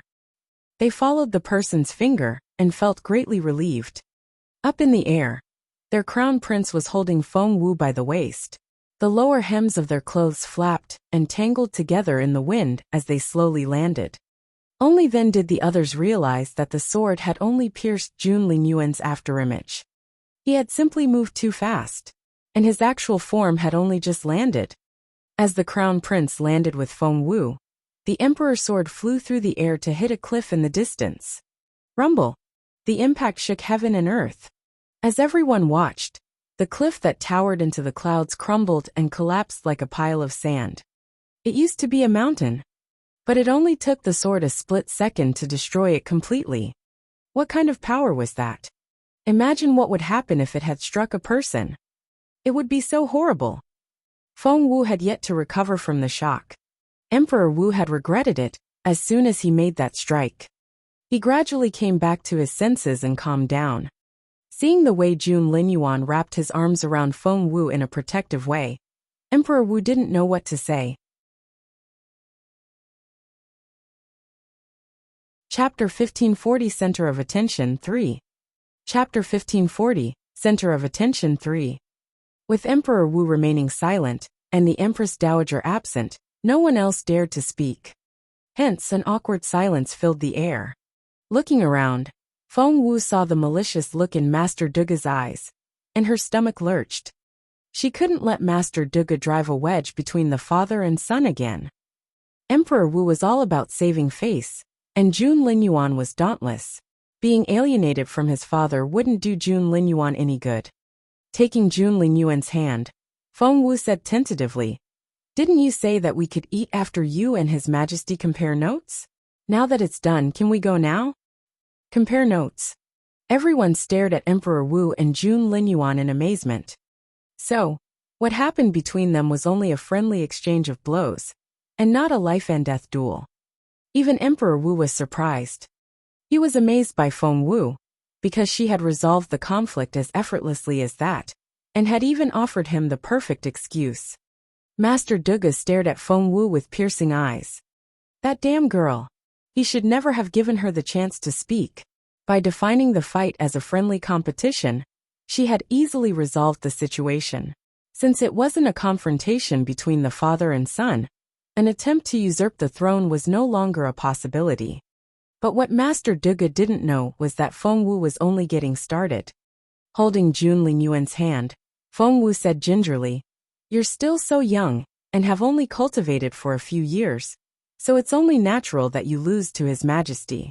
You can always work harder in the future."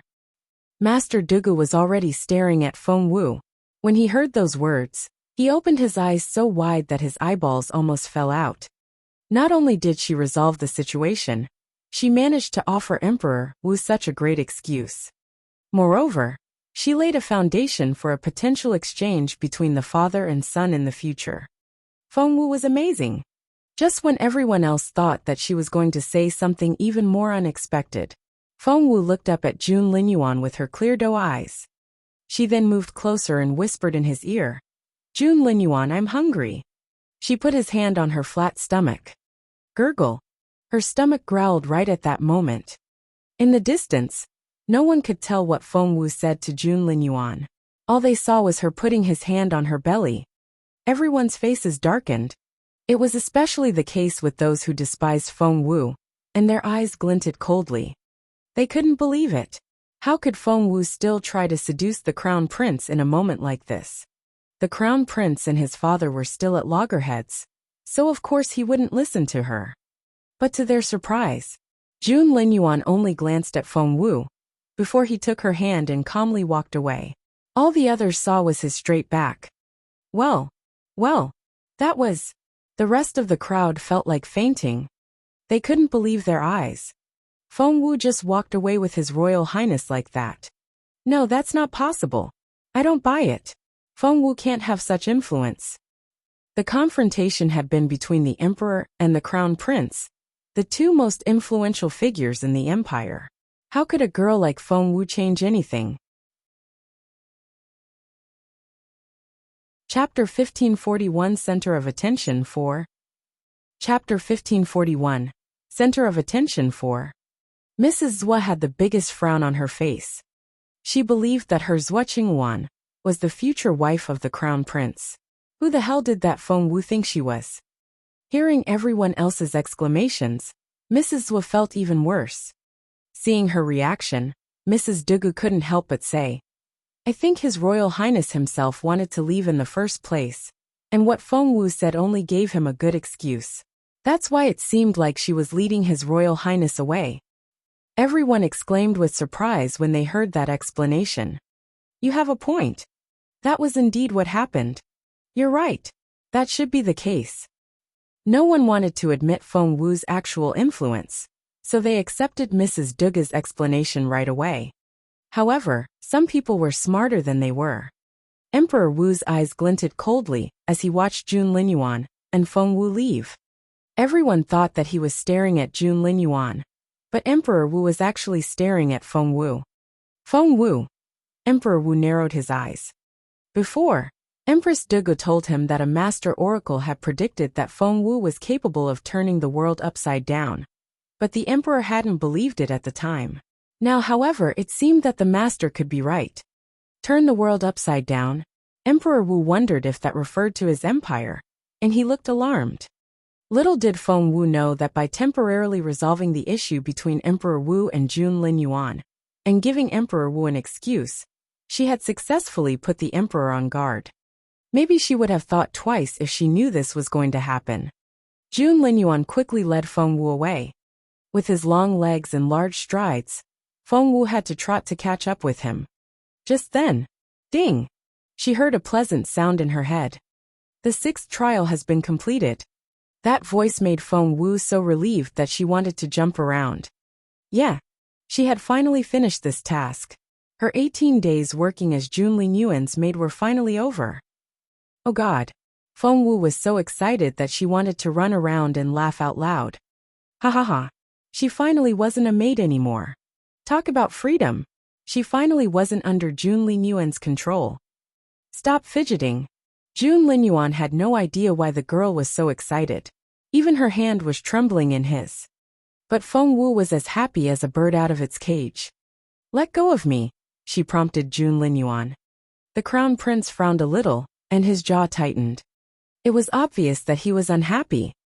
Seeing that Jun Linyuan wouldn't move, Feng Wu was a little flustered, and she said impatiently, Let go of me, Jun Linyuan. Now. But he only held her hand tighter. Moreover, Feng Wu could sense his temper rising. Jun Linyuan was sulking. Feng Wu looked at him in bewilderment. Why was he angry again? Could it be? Feng Wu asked tentatively. Hey Jun Linyuan, are you angry because I said that you lost? The crown prince's face darkened, and he didn't want to talk to Feng Wu. The more she thought about it, the more confident she was in her guess. So Feng Wu said grumpily, Hey Jun Linyuan, can't you see that I said those things to help you? Chapter 1542, Ridiculous 7th Trial 1. Chapter 1542, Ridiculous 7th Trial 1. With what was happening, everyone would think that you and His Majesty were having a life-or-death duel. You didn't see the terrified looks on their faces. They looked like they were watching the sky fall. That was why I said that you were only comparing notes instead of having a full-on duel. Plus, I said you lost, big deal. Not only is he the emperor, he's your dad as well. Why can't you just give him an out? Jun Linyuan kept walking with his dark face and wouldn't talk to Feng Wu. Feng Wu grumbled. If you hadn't saved me earlier, I would never have bothered to act as the go-between. What a waste of my kindness. Jun Linyuan seemed a little appeased, but his jaw was still locked tight, and he remained silent. He decided that he would forgive the girl who wouldn't let him hold her hand if she just said one more nice thing. But, at that critical moment, Feng Wu heard another notification in her head, which made her jump. The system spoke again. Feng Wu's stomach lurched. Host, please be aware, you're about to receive the 7th trial. You're about to receive the 7th trial. Feng Wu's heart sped up. What did the system want? From what Feng Wu could recall, the system had never done this before when it released a new trial. 3 seconds later, the actual task was announced. For the 7th trial, the host has to provoke Jun Linyuan until his rage is at maximum level. Provoke Jun Linyuan until his rage is at maximum level. You have until the end of the winter hunt. The voice vanished after those words. It had probably realized how ridiculous the task was. What? Feng Wu was dumbfounded when she heard the announcement, and even forgot to move. The fairy flinched and didn't dare to come out to face Feng Wu in a moment like this. However, Feng Wu had already sensed her, and was glaring at her in her head. Come over here. She beckoned the fairy over. The fairy cringed and slowly moved closer. Feng Wu was angry, but more than anything, she felt helpless. Resting her hands on her waist, she rolled her eyes before turning her gaze on the fairy. Speak. What's that supposed to mean? The fairy gingerly looked at Feng Wu and said, Just like you heard. Feng Wu smirked. And what's that supposed to mean? Ahem. The fairy rubbed her nose. She realized that Feng Wu was serious, which was quite frightening. You just have to make His Royal Highness angry. The fairy also realized how ridiculous that request was, which was why she was embarrassed. Make him angry? Feng Wu lost her temper. Why would I do that? The fairy shook her head, for she didn't know the answer either. Resting her hands on her waist, Feng Wu was furious. Do you have any idea how frightening Jun Linyuan is? And you're asking me to provoke him? And it has to be full-blown? She asked in resignation. And please tell me, how am I going to know what that is? How do you measure his rage? You can. You can. The fairy nodded. Chapter 1543, Ridiculous Seventh Trial 2. Chapter 1543, Ridiculous Seventh Trial 2. Patting her chest, she looked at Feng Wu with her clear, pretty eyes. I can measure it. Feng Wu looked at her in surprise. The fairy nodded again. Yes, I can. I really can. Feng Wu was dubious. Is that even measurable? The fairy said, yes. Feng Wu said, so tell me, how would you define full-blown rage? Ahem. The fairy glanced at Feng Wu. It's when he's so mad that he's about to lose his mind. Such as, Feng Wu said. Such as, he may want to strangle you, the fairy said awkwardly. Feng Wu's mouth fell open. You're joking, right? The fairy smiled bitterly. I wish I were, but that's the truth. It's what he'll want to do if he's extremely angry. Feng Wu rolled her eyes. So, you're saying that I'll have to risk my life to do that? The fairy said. Well, Feng Wu asked. What am I going to do then? The fairy blinked and looked innocently at Feng Wu. Feng Wu didn't say a word. Fine. You can go. She didn't know what else to say.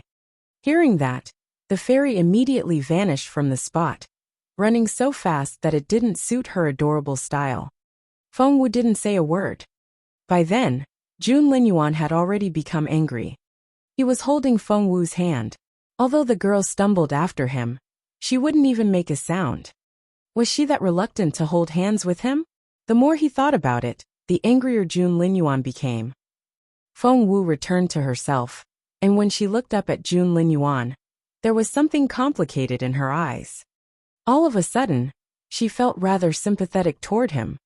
The system had indeed given her a hard time, giving her all sorts of impossible tasks, but at the same time, as the target of her task, Jun Linyuan had gone through quite a lot as well, and he didn't know what actually happened. At that thought, Feng Wu gave Jun Linyuan a sympathetic glance. Right now, she actually felt that they were in the same boat. His Royal Highness is 15% angry. As soon as Feng Wu turned her senses inward, she heard the fairy's melodious voice. What? Feng Wu's heart sped up. Seriously? Could the fairy evaluate how angry Jun Linyuan was so accurately?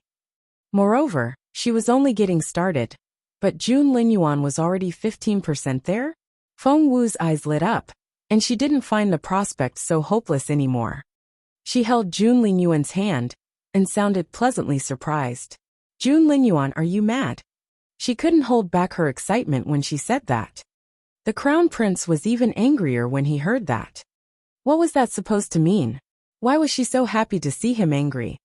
His Royal Highness is 30% angry. Wow!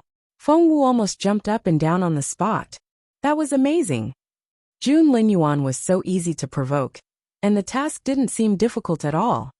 At that thought, Feng Wu smiled at Jun Linyuan. For some unknown reason, the Crown Prince's anger dissipated as soon as he saw the way the girl smiled at him. Chapter 1544. That's awkward 1. Chapter 1544. That's awkward 1. You're such an impossible girl. Jun Linyuan looked up and rubbed Feng Wu's head grumpily. His Royal Highness is 10% angry. His Royal Highness is 5% angry. His Royal Highness is 3% angry. The smile froze on Feng Wu's face. How is that possible? Feng Wu stared at Jun Linyuan in disbelief. She was still waiting for Jun Linyuan to get angry, but in the end his rage disappeared, just like that. Silly girl. Seeing that Feng Wu looked as dispirited as someone who had just been struck by lightning, Jun Linyuan was no longer angry. He rubbed Feng Wu's head again. His Royal Highness is 0% angry. Feng Wu. That was incredible. Feng Wu realized that Jun Linyuan was so unpredictable, that she had no idea what he would do next. He was so mad at first that he was 30% there. Why did his rage disappear so suddenly? What was she supposed to do? Feng Wu felt so conflicted that she didn't know how to proceed. What's wrong? The crown prince raised his straight eyebrows and looked at Feng Wu in amusement. He usually looked distant and unapproachable, but now, when he looked down, she could see a faint smile in his eyes. Feng Wu looked at Jun Linyuan and thought she was seeing things. She sounded surprised when she said, "Jun Linyuan, are you smiling?" Ahem. With how proud Jun Linyuan was, he immediately straightened his back and looked solemnly at Feng Wu. Either your mind is wandering off or you're pulling a long face. What's going on in your head? I was thinking about you. Feng Wu shrugged. Cough. Jun Linyuan almost choked on his own spit.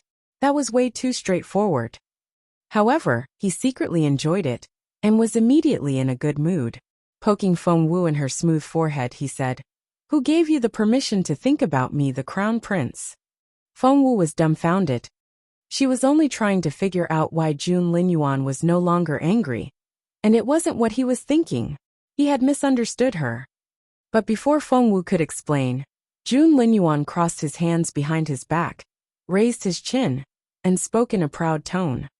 "Well, since you've been good today, you have my permission to think of me a little." Feng Wu stared at Jun Linyuan in disbelief. "You have my permission?" Feng Wu was so mad that she couldn't utter a word. How could anyone be so narcissistic? Jun Linyuan realized that Feng Wu wasn't following him after a few steps, so he stopped, turned around, and glanced at her. Keep up. If she was still trying to finish the 6th trial, she would have to follow him. But now? Feng Wu pouted. "No, I won't." "You won't." The crown prince narrowed his eyes. Crossing her arms, Feng Wu said proudly, "I'm not going with you." Jun Linyuan stared at her with eyes as profound as the universe. Feng Wu snorted. "Our 18-day bet is over. Why should I still follow you around? I won't do it." Feng Wu waved at Jun Linyuan as she walked away. "I'm off. Your Royal Highness, have a great winter hunt." She didn't hear a reply, but she felt very pleased. She had been oppressed by Jun Linyuan all this time. Now that she was finally able to say no, she couldn't be any more satisfied. Chapter 1545, That's awkward too. Chapter 1545, That's awkward too. However, she only took a few steps. Something then struck her, and her stomach lurched. This wasn't right. She had been so keen on getting back at Jun Linyuan that she had forgotten something very important. She had already received the 7th trial, which still concerned Jun Linyuan, and the deadline was set for the end of the winter hunt. That was to say, she would have to stay with this lot until the hunt was over. Just then, 2 men in back walked out of a dark corner and blocked Feng Wu's way. She didn't see them until they were in front of her, and they were as silent as ghosts. They were covered in black from head to toe, so that all Feng Wu could see were their sharp, cold eyes. They blocked Feng Wu's way on both sides. She could see that both men were unbelievably capable. Were they Jun Linyuan's man? If that was the case, Feng Wu was elated. That way she could stay. It was the perfect excuse that she wouldn't have been able to come up with otherwise. But Feng Wu was also a very proud person. She turned around and glanced at Jun Linyuan. "Your Royal Highness, please don't tell me you can't bring yourself to watch me leave." From what she knew about Jun Linyuan, he wouldn't be goaded, and she was confident that he would make her stay. However, Jun Linyuan surprised her. The crown prince stared at the 2 men and shook his head. The 2 men disappeared instantly, as if they had never shown up. Feng Wu didn't say a word. That was really awkward. She then turned to look at Jun Linyuan. But he only put his hands behind his back and slowly walked away, without so much as a glance at her. Feng Wu didn't say a word. Listening to the howling wind in the middle of the silent wilderness, Feng Wu felt chilled to the bone. She was abandoned here, just like that. Had Jun Linyuan given up on her? Feng Wu felt very conflicted, and smacked her head in frustration. Had it not been for the 7th trial, she would have left already. Staying here was never part of her plan, but then the 7th trial came along. Wouldn't it be so embarrassing if she turned around now? She also had her dignity to consider. Feng Wu was still hesitating over her options when she heard a very welcome voice. Hey, little Feng Wu, what are you doing here all by yourself? Feng Sun showed up out of the blue and studied her in bewilderment. Feng Wu's eyes lit up in pleasant surprise. Here came her excuse. Well, Feng Wu gritted her teeth and said gingerly, I want to go home. Are you an idiot? Feng Sun smacked her on the head, making her grimace. Ouch! Feng Wu flinched and stared at Feng Sun with her teary doe eyes.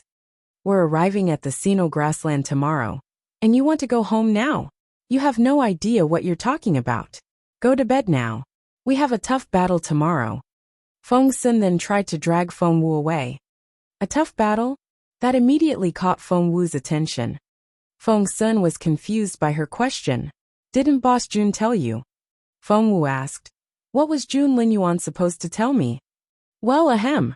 Feng Sun immediately covered his mouth and pretended that he hadn't said a thing.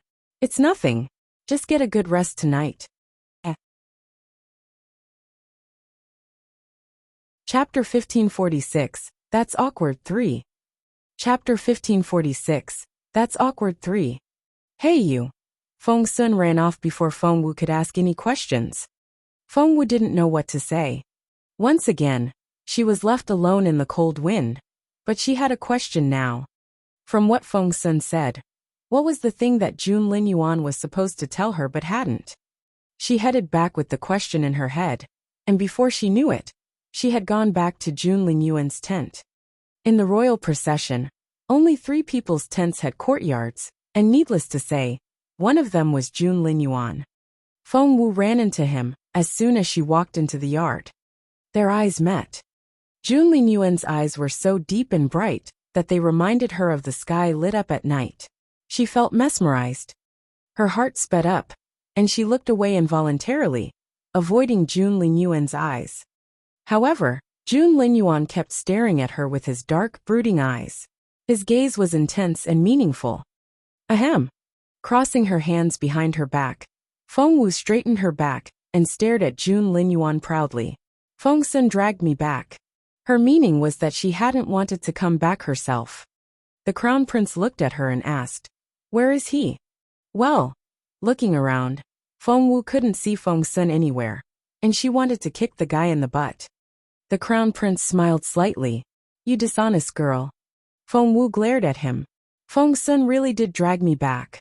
I didn't want to come back here. He glanced at Feng Wu and went back inside without saying another word. Feng Wu smacked her head. How embarrassing. Master, please don't forget the 7th trial, the fairy reminded her in her head. Feng Wu nodded. I know. She had indeed come back, but she despaired at the thought of the trial. She had to provoke Jun Linyuan until he was 100% angry. What would she have to do to make him that mad? In the light of a candle, Feng Wu sat at the table with her chin in her hands and was lost in thought. Knock knock. There was a knock at the door. Come in. Feng Wu turned her head in the direction of the door. It was Granny Gong. She smiled at Feng Wu when she saw her. Feng Wu had already left a good impression on her. After Feng Wu saved the Empress Dowager, Granny Gong was even more fond of her, and in her mind, Feng Wu was already the future wife of the crown prince. Miss Wu, please come with me. Granny Gong took Feng Wu's hand and led her toward the door. Feng Wu was confused. Granny Gong, what's going on? Granny Gong smiled. His Royal Highness is a little hungry, so please come to the kitchen with me. You don't need to make anything complicated in the middle of the night. Some noodles will do. Are you saying I have to cook now? Feng Wu asked quietly. Granny Gong nodded. That's right. His Royal Highness loves your cooking and has gotten used to it during this trip. You're our only hope now. Feng Wu's eyes lit up. She had been playing the obedient and docile maid all along, taking care of Jun Linyuan's food and his daily life.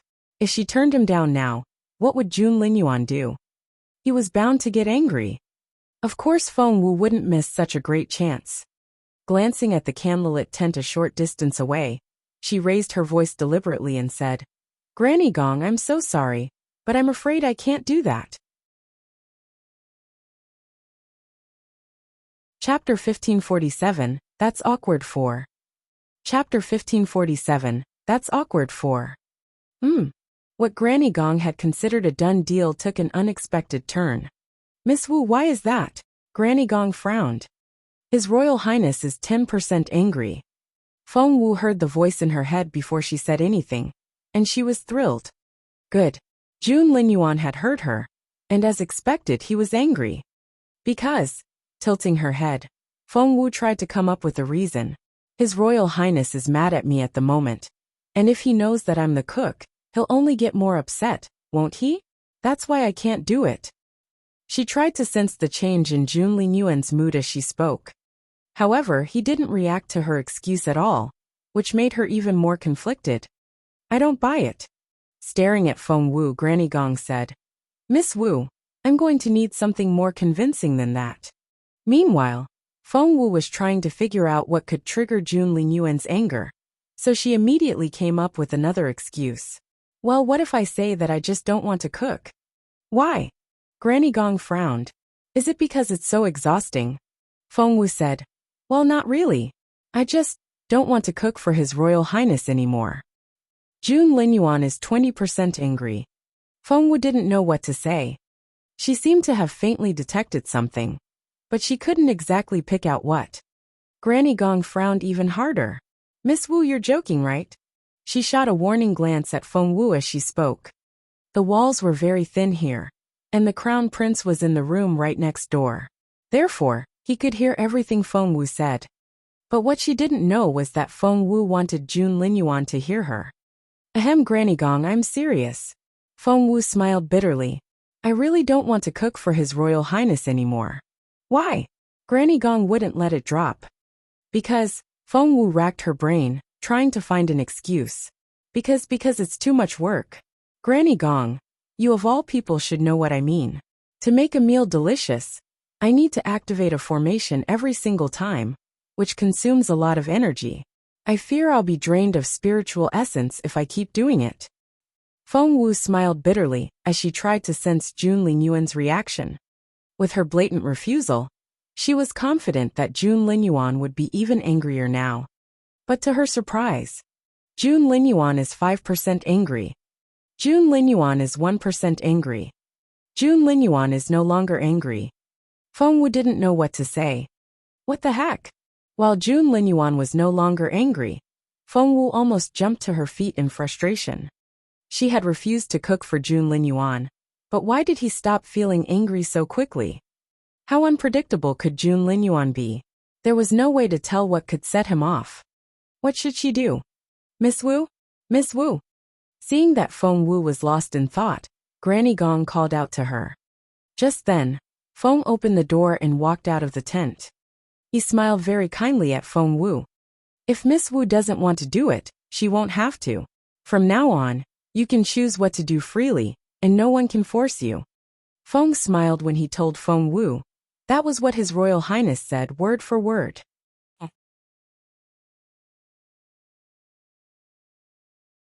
Chapter 1548, Green Spring Vine 1.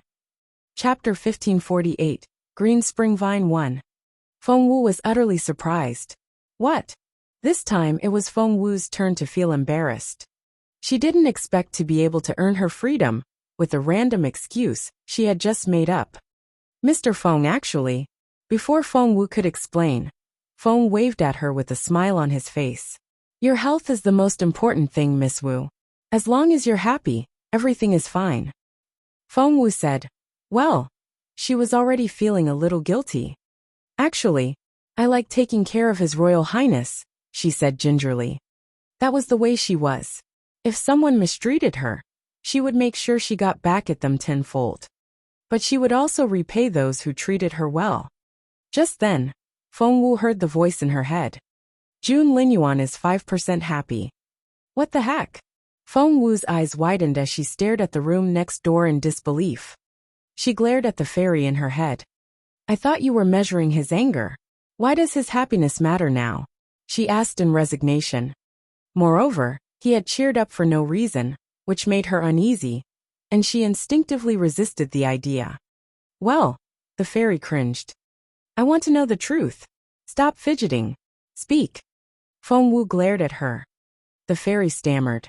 Well, the task is so ridiculous that I thought I should do you a little favor and try to cheer you up a little. So, I'm also evaluating his happiness for you. Feng Wu found the idea idiotic, and she glared at the fairy. You're trying to cheer me up a little? Is that your idea of cheering me up? The fairy nodded repeatedly. Feng Wu rolled her eyes. What if I want to cancel it? The fairy hesitated. Feng Wu asked, can I cancel it or not? The fairy stammered, well, I can't do that now. Feng Wu was so frustrated that she glared at the fairy. Frightened, the fairy burst into tears. Young master, what do I do now? Sob. Feng Wu didn't know what to say. Fine. I'll just see it as a way to monitor Jun Lingyuan's emotions. Feng Wu had no choice but to accept the reality. But what would it take to infuriate Jun Lingyuan? Feng Wu felt rather helpless. Just then Granny Gong came back with a tea set. Seeing that Feng Wu was still there, she was surprised. Miss Wu, why are you still here? I thought you would have gone to bed. Feng Wu cleared her throat. She couldn't tell her that she had forgotten about the time, because she was trying to figure out how to make Jun Lingyuan angry. Ah, I see. Granny Gong looked from Feng Wu to the shadow on the tent. Because of the candle lit up inside the tent, they could see Jun Lingyuan's silhouette on the wall of the tent. Following Granny Gong's gaze, Feng Wu saw that silhouette as well. Seeing the meaningful look in Granny Gong's eyes, Feng Wu said, Ahem, Granny Gong, please don't get the wrong idea. I'm not looking at Jun Lingyuan. Please believe me. Of course Granny Gong didn't believe a thing she said. She then stuffed the tea set into Feng Wu's hands. The tea is ready. It's the green spring vine, His Royal Highness's favorite. That extremely expensive green spring vine? Feng Wu exclaimed. Chapter 1549 Green Spring Vine 2. Chapter 1549 Green Spring Vine 2. Granny Gong nodded. That's right. It's the green spring vine from Chuanbei Mountain. Only less than half a kilo is produced every year. And each leaf is worth more than you can count. Moreover, it's not something you can buy with money. She smiled. Green spring vine is indeed very rare. But it's produced every year. This tea set, on the other hand, is even rarer. The tea set. Feng Wu looked at the tea set and saw that it was pale blue in color. After a second look, she realized that it contained a very profound formation. That's right. His Royal Highness obtained this tea set by accident. The most special thing about it is that it can produce water on its own. Is it spiritual water? Are you saying that it can produce spiritual water on its own? Feng Wu raised an eyebrow. That's right. It's so strange. Whenever we put tea in, water will run down the sides of the cup. Moreover, the water is filled with spiritual essence. Of course, the tea has to be something as wonderful as green spring vine. Granny Gong then stuffed the tea set into Feng Wu's hands. His Royal Highness is still working at this hour, and I'm sure he's parched. Miss Wu, please take it inside. Feng Wu asked, What? Granny Gong, shouldn't you send it in? Granny Gong smiled and said, I need to prepare His Royal Highness's outfit for tomorrow, so I'm afraid I'll have to trouble you with the task. Miss Wu, please go. Granny Gong gave her a little shove before quickly walking away. Feng Wu said, Granny Gong, wait. Granny Gong didn't even look back. She walked very fast, as if someone was chasing her. Feng Wu didn't know what to say. Feng was standing right outside the tent, so Feng Wu went up to him and wanted to give him the tea set.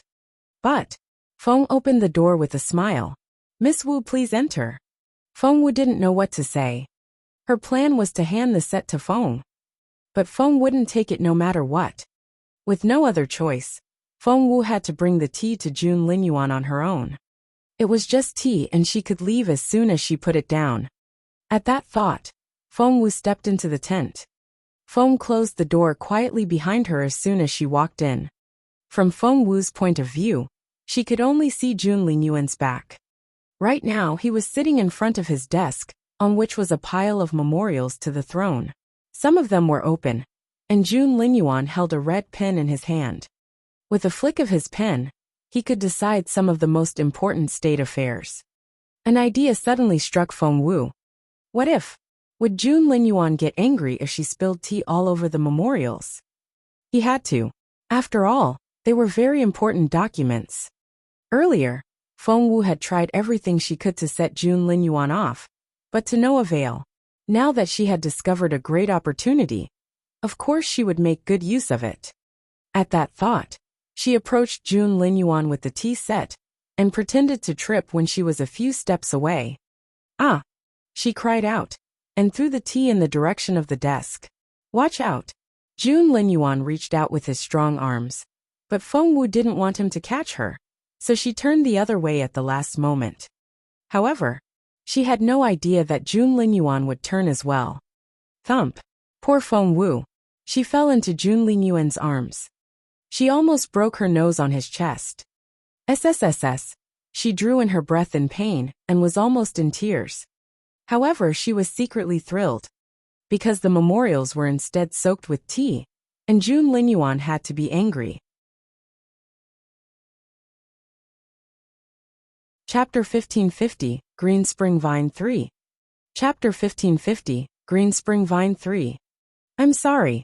I'm so sorry.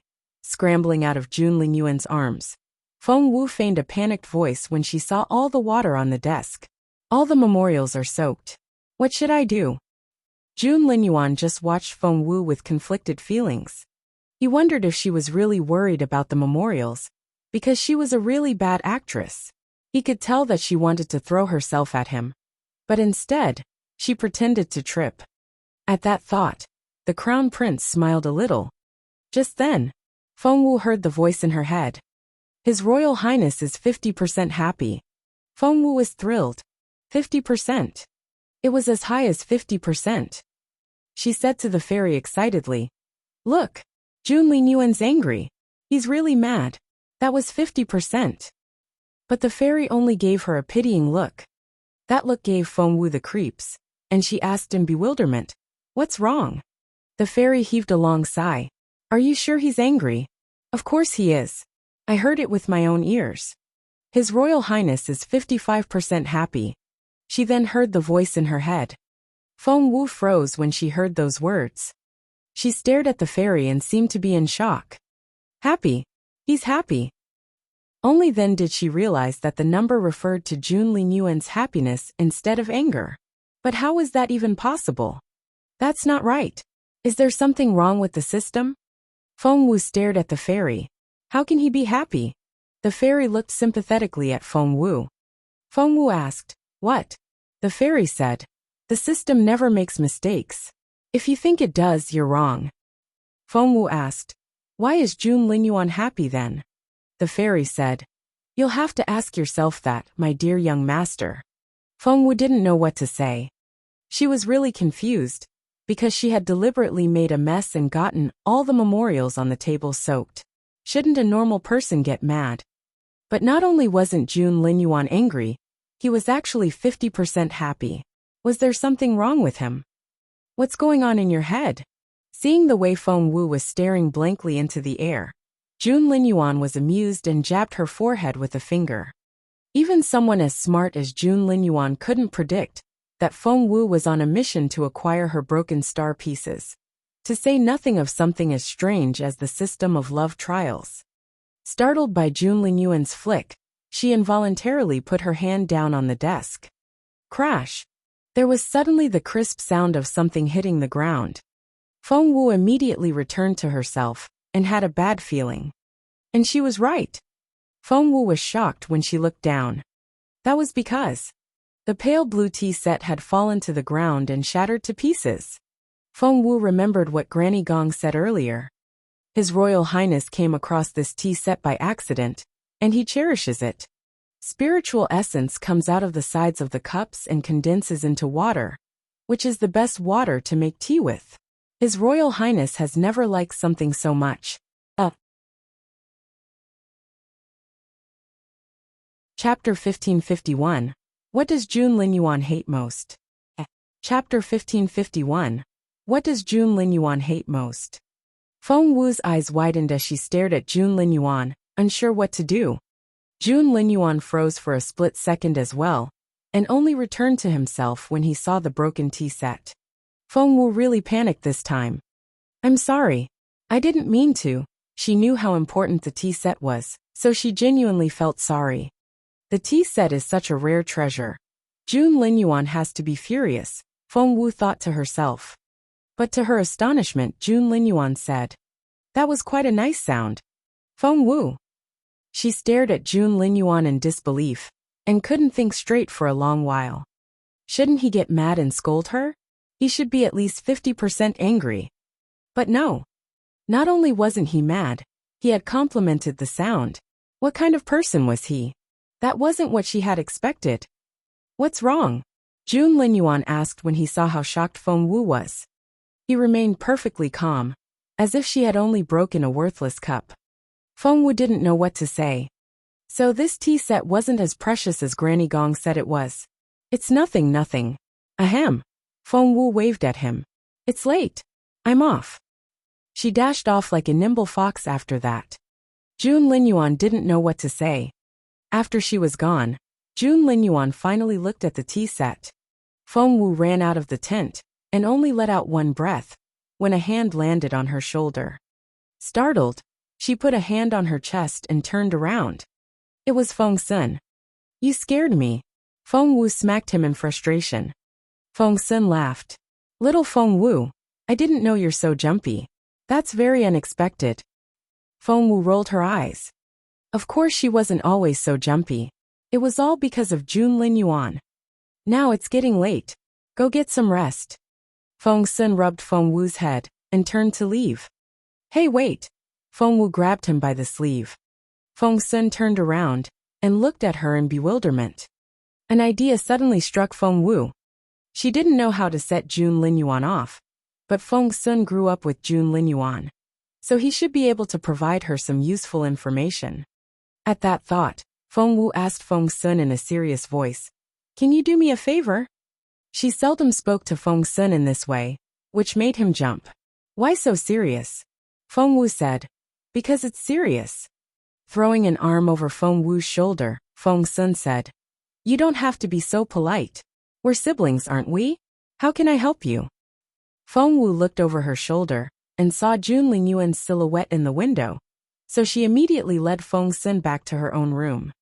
"What is it? Why so mysterious?" Feng Sun was intrigued. Looking into his eyes, Feng Wu said solemnly, "You have to answer my following questions honestly. Remember, be honest." Rubbing his chin, Feng Sun wondered what he should say if she asked him if he had ever been to a brothel before. How complicated. Chapter 1552. Do you think Boss Jun wants to hold your hand? Chapter 1552. Do you think Boss Jun wants to hold your hand? But what Feng Wu asked was, "Do you know what Jun Linyuan hates most?" Feng Sun said, "Huh." Feng Wu nodded solemnly. "Do you know what Jun Linyuan hates most? What things or people annoy him? Or, what doesn't he like people to do to him?" Feng Sun looked Feng Wu up and down with a strange expression on his face.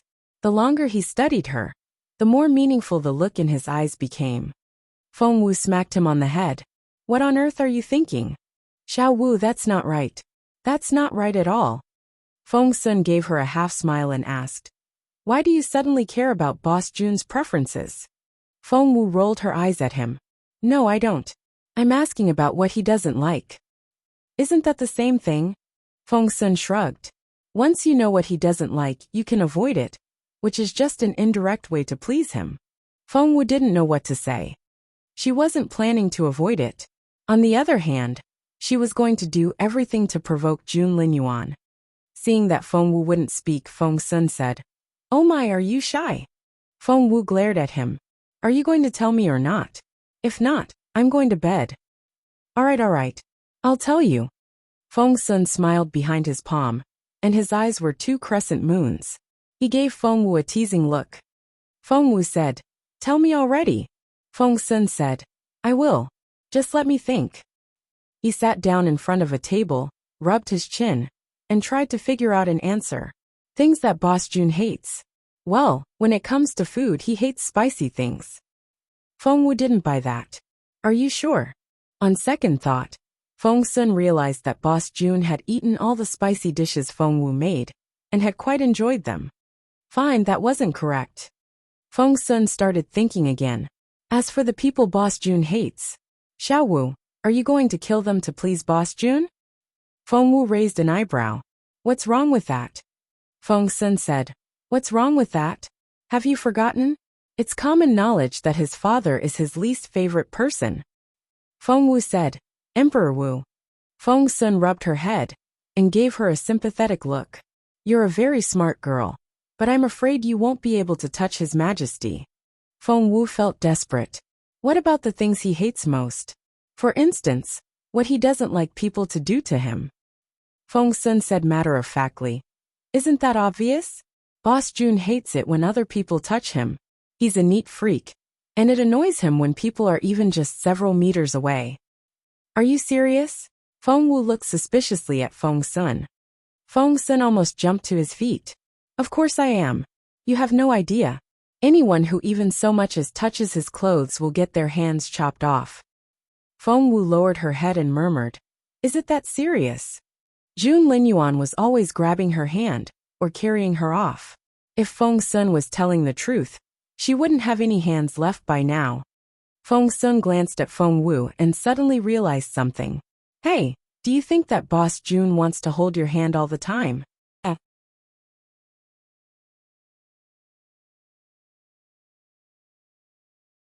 Chapter 1553. What does His Royal Highness hate? 1. Chapter 1553. What does His Royal Highness hate? 1. Feng Wu almost lost her temper. No, that's not true. Feng Sun said, Alright. He doesn't do it all the time, just occasionally.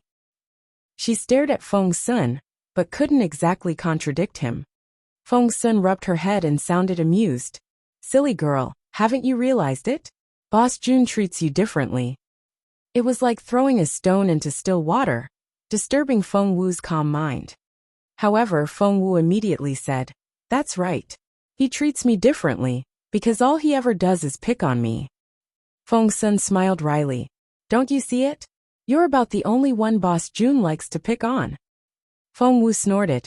That's right. I'm his only target. Is it fun, making me his only victim? Feng Sun smiled wryly. That's because he likes you. What? Feng Wu gave Feng Sun a strange look. You're out of your mind. Feng Sun was confused. What? Have you still not realized that Boss Jun likes you? Feng Wu rolled her eyes at him, finding him ridiculous. Seriously? You don't know? Feng Sun almost jumped to his feet. He ran up to Feng Wu, stared at her and shouted. Do you mean it? You have no idea? Feng Wu said, don't say stupid things. How can Jun Linyuan possibly like me? Feng Sun said, hey, you just said so yourself, that you're the only one he picks on. Feng Wu rolled her eyes at him. After everything Jun Linyuan has done to me, you're telling me that it's all because he likes me. Feng Sun said, that's right. Feng Wu said, go away. I don't want to talk to you anymore. Feng Sun said, hey, you silly girl. Aren't you supposed to be very smart? Why are you so dumb all of a sudden? Why do you think Boss Jun wolfs down your spicy dishes, when he doesn't actually like spicy food? Feng Wu said, because my spicy dishes are delicious. Feng Sun said, then tell me, why do other people get their hands chopped off when they touch Boss Jun's sleeve, but you get to hold his hand all the time? Feng Wu said, you sound as if I want that to happen. Feng Sun said, just answer my question. Tilting her head, Feng Wu looked at her soft hands and said, is it because I have nice hands? Feng Sun didn't know what to say. Fine. You have nice hands, but Boss Jun's hands are as nice as yours, okay? Feng Wu said, Feng Sun stared at Feng Wu and asked, why? Answer me. Feng Wu said, how am I supposed to know why? Feng Sun jabbed her forehead with a finger. That's because Boss Jun likes you, dummy. Feng Wu snorted. Of course she didn't believe that. Seeing that Feng Wu wouldn't believe him, Feng Sun grew agitated. How can you not believe me? I'm telling the truth. Boss Jun really? Hey! Feng Wu stared at Feng Sun and said, say that again and I'm not your sister anymore. Seeing that Feng Wu's face had darkened, Feng Sun immediately waved his hand. All right. I won't talk about it anymore. Happy? Feng Wu grunted. You shouldn't talk about it, because you're making everything up. You can say that to me, but if other people hear it, they'll laugh at me. You know perfectly well how mean those people are to me. Feng Sun chuckled. I've been hearing people commenting on you nonstop during this trip. Some are compliments and some is criticism, but most of them have poor judgment.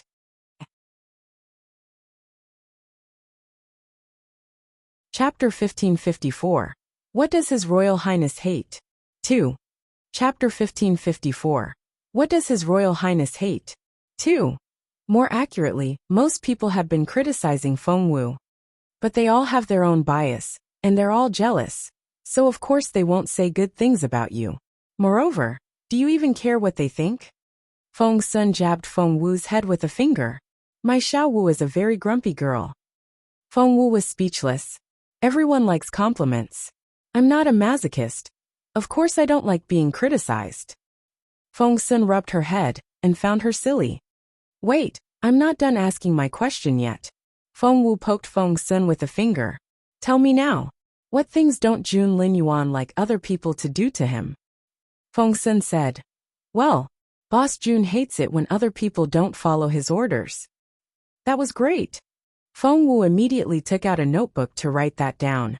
Seeing that Feng Wu was actually writing it down, Feng Sun didn't know what to say. Despite what she told him about not liking Jun Linyuan, she was writing everything down for fear that she might miss something. Well, does Jun Linyuan have things that are his favorite? Like books or stationery? Feng Wu looked up and blinked her big black eyes. Feng Sun rubbed his chin. Boss Jun is very aloof and isn't attached to most things. You're probably the only person that he actually likes.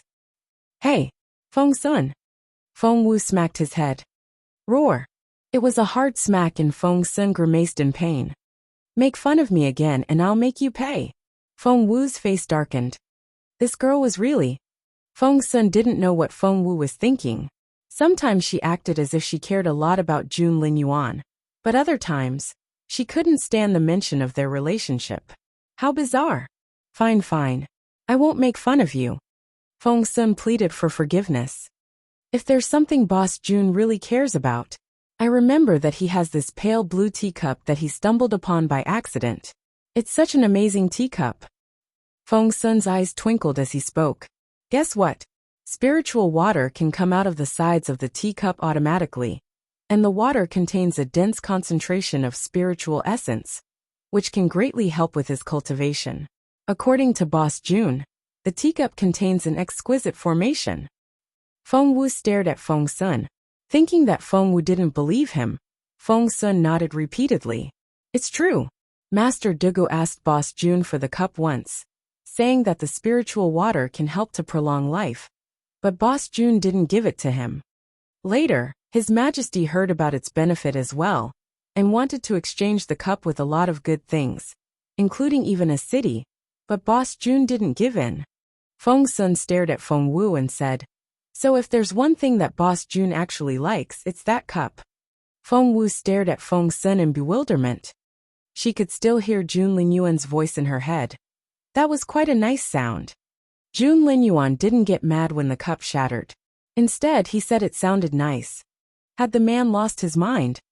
Feng Wu stood there in a trance-like state, and her head was completely blank. She felt that something was wrong, but she couldn't tell what it was. She couldn't remember what Feng Sun said afterward. All she could think about was that cup. Chapter 1555. Seed of Spirit Source 1. Chapter 1555. Seed of Spirit Source 1. Maybe that cup just didn't mean that much to Jun Linyuan. Yes, that had to be the case. The journey resumed early the next morning, because Lord Mu brought them the news that they would arrive at the Sino grassland later that evening. The announcement excited everyone. The team consisted of so many wealthy people who were used to living comfortably, and none of them wanted to spend their days camping out in the open. Get in here. Sitting in his carriage, the Crown Prince fixed his gaze on Feng Wu. Immediately, all eyes were on Feng Wu. Even Feng Sun gave Feng Wu a meaningful look. Feng Wu recalled what Feng Sun told her the night before about how Jun Linyuan hated it when people didn't follow his orders. So, she stared at Jun Linyuan and snorted, "No, I won't." Wow. Everyone around them stared at Feng Wu in bewilderment. Had the girl lost her mind? His Royal Highness had invited her into his carriage, which was an incredible honor. All the girls around them felt so jealous that they ground their teeth. But what did Feng Wu do? She shook her head arrogantly and said no. Why would anyone waste such a great opportunity?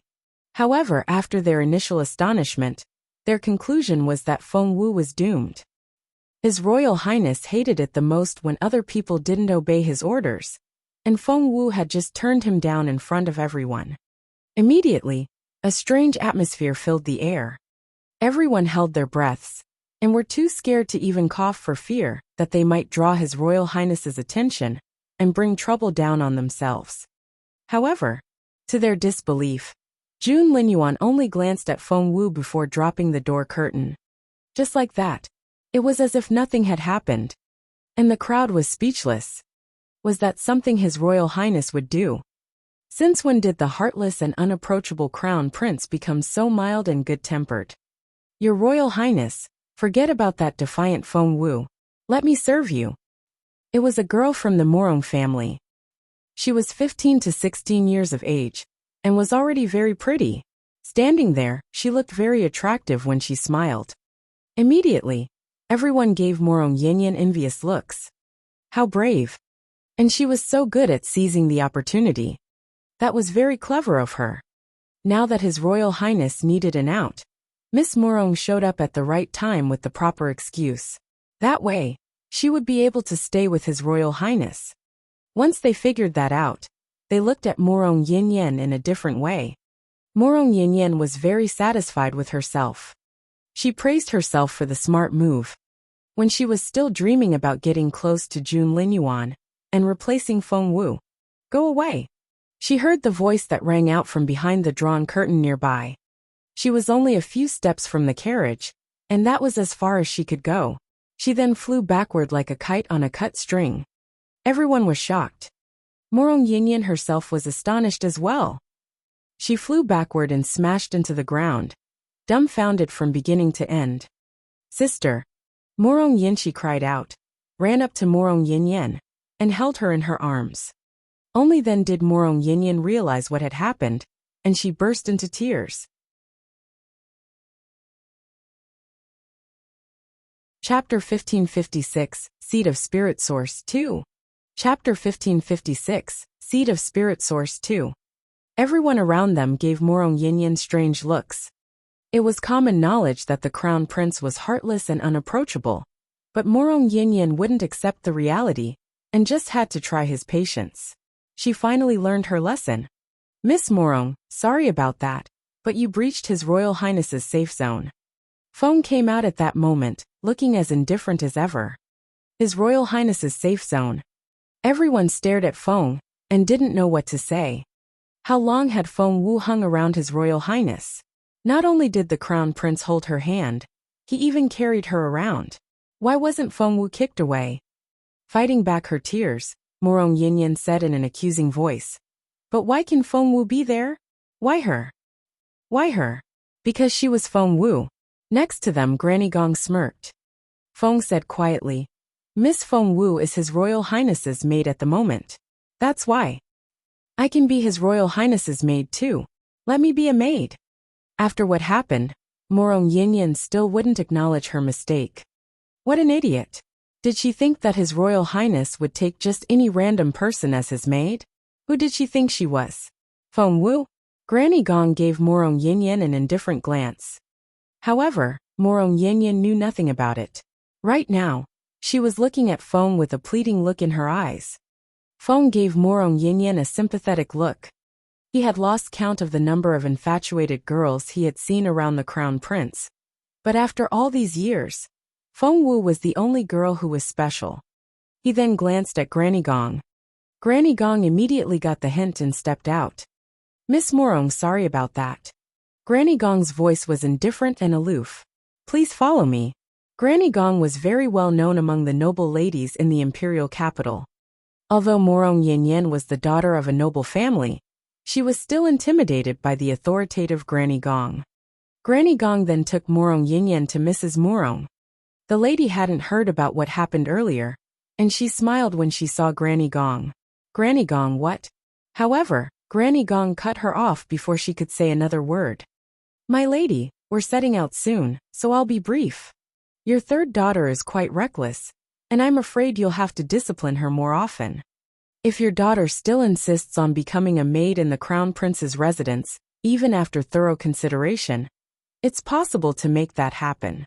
However, she'll have to sign an indenture contract to sell herself to us should she decide to do so. My lady, I hope you won't feel too sad. Granny Gong turned to leave without any hesitation after saying those words. Before Morong Yanyan could say a word, her mother slapped her so hard that she almost cried. What on earth was that about? Morong Yanyan explained. The members of the Morong family weren't the only ones who were shocked. Even the rest of the crowd, they all felt conflicted. They had thought that this trip would be a great opportunity for them to get closer to the Crown Prince, especially the young ladies. However, seeing what happened to Morong Yanyan, a lot of people were frightened. Chapter 1557, Seed of Spirit Source 3. Chapter 1557, Seed of Spirit Source 3. It was the last day before they arrived at the Sinal grassland. Maybe it was because of Jun Lingyuan's outburst, or maybe everyone was exhausted by the long journey, but they remained silent the entire time. Finally, when the sun began to set, they saw an impressive array of troops up ahead. It was led by the ambitious leader of the region, the chieftain of the Sinal grassland.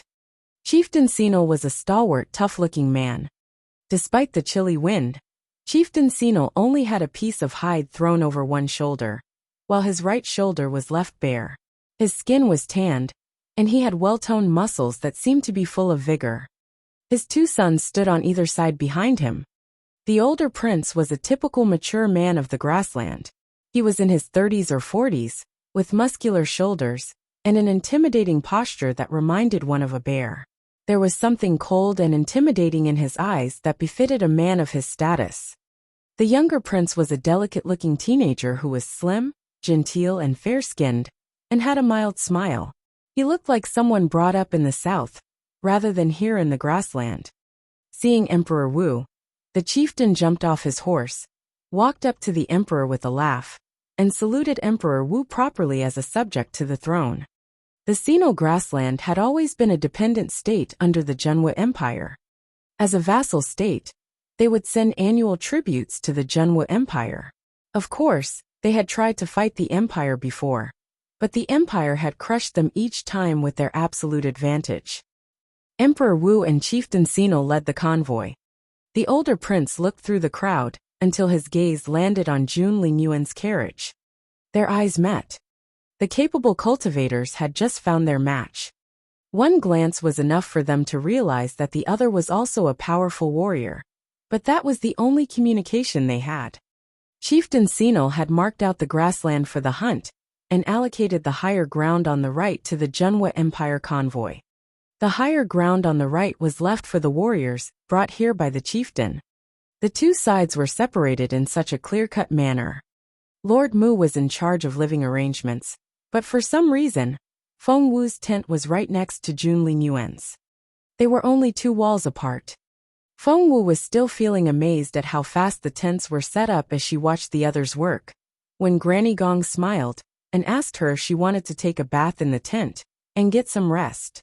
Only then did Feng Wu realize what had happened. Why is my tent here? Feng Wu shook her head. Granny Gong, don't you know?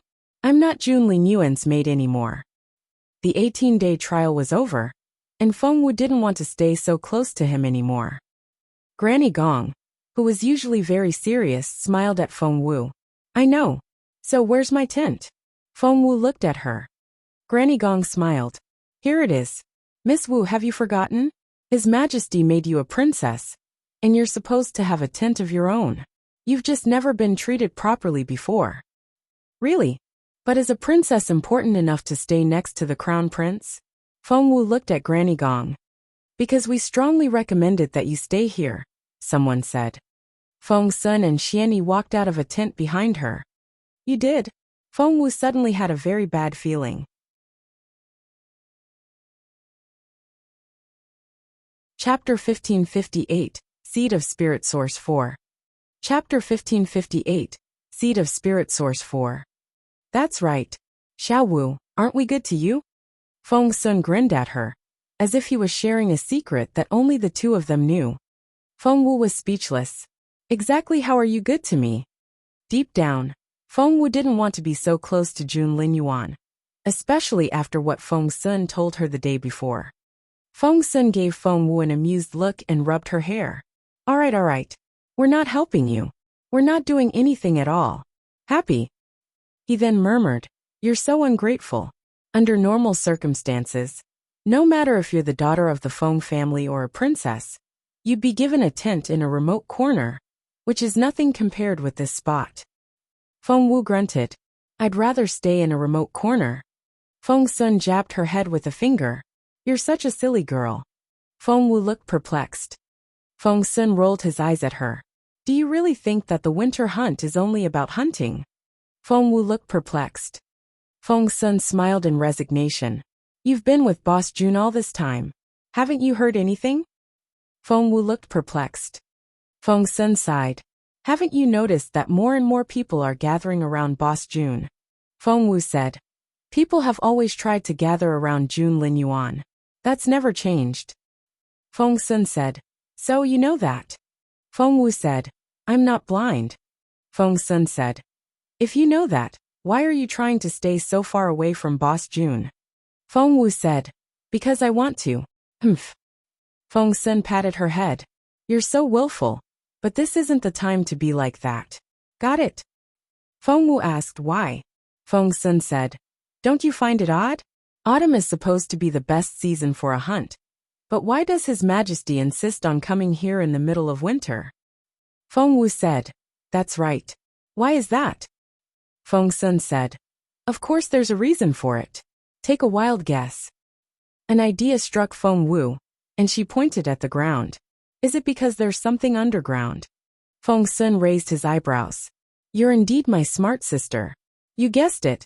We come here every winter and camp on this spot every single time. Feng Sun's face lit up. Guess what? This is where the first chieftain of the grassland became a deity. Feng Wu said, Really? Feng Sun said. On December 12th every year, something marvelous known as the recovery of spiritual essence takes place on this plateau known as the land of the spirit source. We call it the marvel of the double 12. Feng Wu looked perplexed. Feng Sun said, A seed of the spirit source is created by this phenomenon. Do you know what happens if one gets that seed? Feng Wu asked in amazement. What happens? Feng Sun said. It contains the faith of the entire population of the grassland for a whole year.